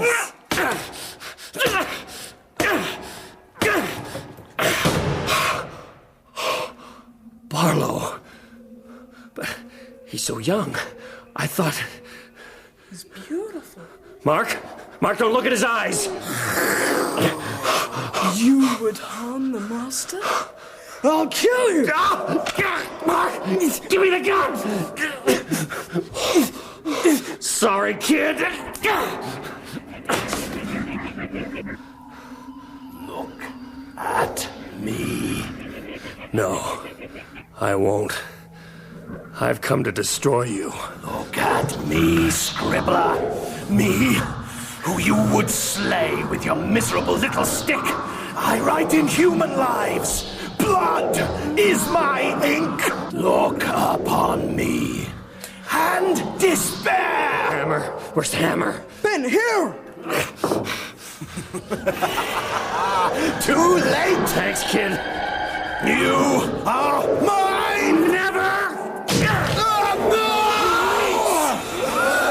Let me be. Let me be. This is for Jimmy. Father Callahan. The Nortons. The Petries. This is for Susan.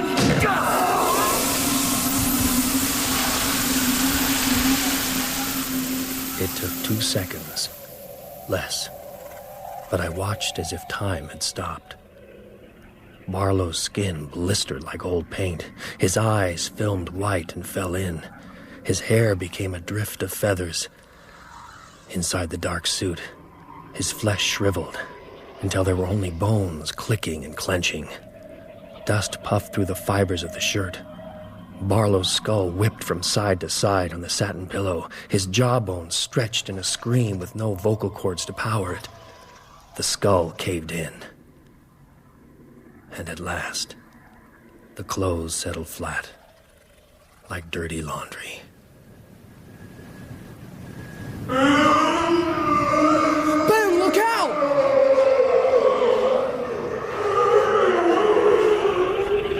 The master. Kill the master. Mark! The holy water! Quick!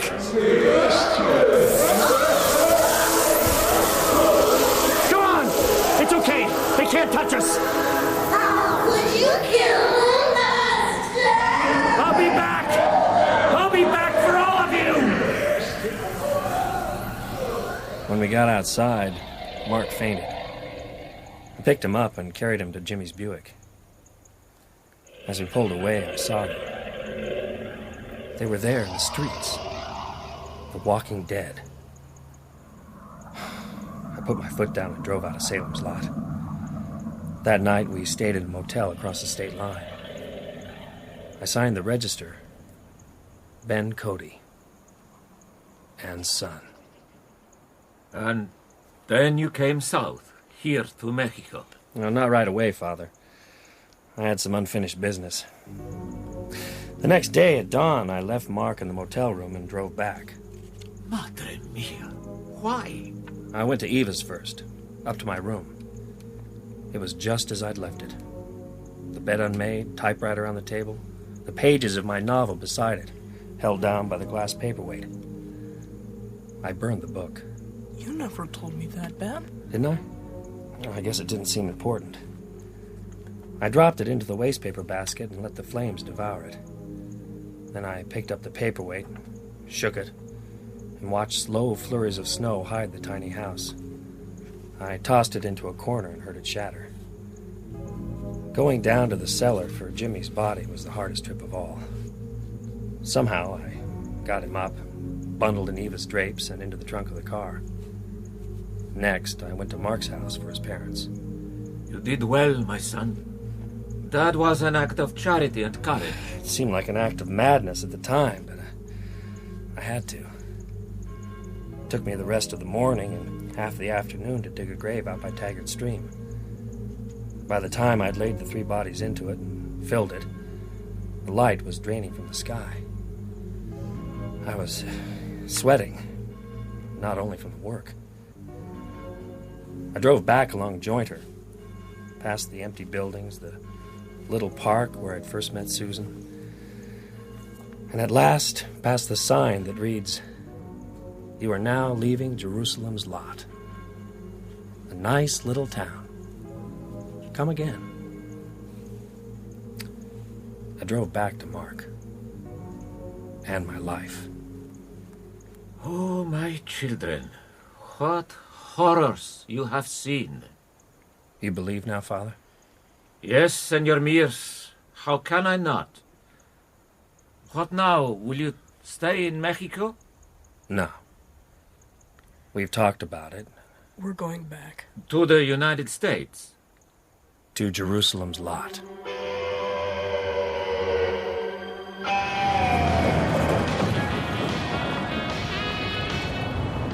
WJAB, non-stop music and news serving the whole of the South Main area. Let me remind all you solid citizens that the main fire index still stands at 5. You up to this? 5. Jimmy asked me that Second question highest once. reading ever. This hot Ben, Indian I'm summer up to it. continues with skies still dry in southern Maine. No rain since early September and none on Look. the way. So Route drivers, 12. rush those smokes. Jerusalem's lot.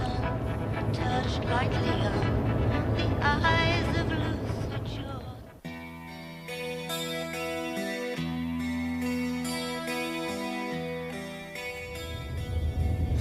Look, the Marsten house. Malevolent as ever. Father Callahan's wafer will have washed away by now. It's theirs again. A shrine, perhaps. A dark lighthouse. It's like an old coat. Grown a little tight, but it still fits. What does? The fear. God, it's bad, isn't it? Not as bad as the memories. Looks like no one's lived here for 1,000 years. Mark? They're in there, Ben. Right now. In all those houses. Take it easy. In closets and cellars. Hiding. We'll take the Burns Road out to Harmony Hill. We faced the worst, Mark. It's behind us now.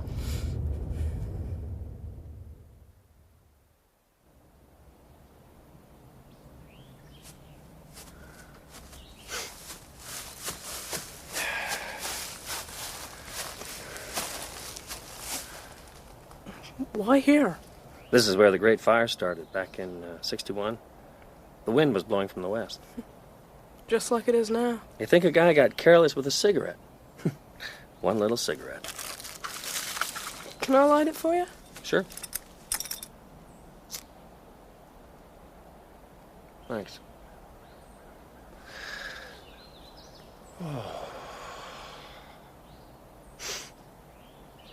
They have their places, but they could lose them. A lot of them could be killed or destroyed. It's a better word. But not all. You understand? Yeah. They're not bright. If they lose their bolt holes, they'll hide badly next time. 2 people could do well. Maybe it could be all finished by the time the first snow flies. Maybe it'll never be finished. No guarantees. But without something to drive them out, there'd be no chance at all. Yeah. It'll be ugly, dangerous. I know that. They say fire purifies. Purification should count for something. Don't you think? Yeah.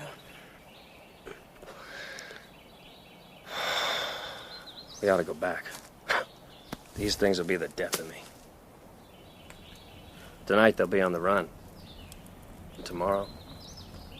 You and me.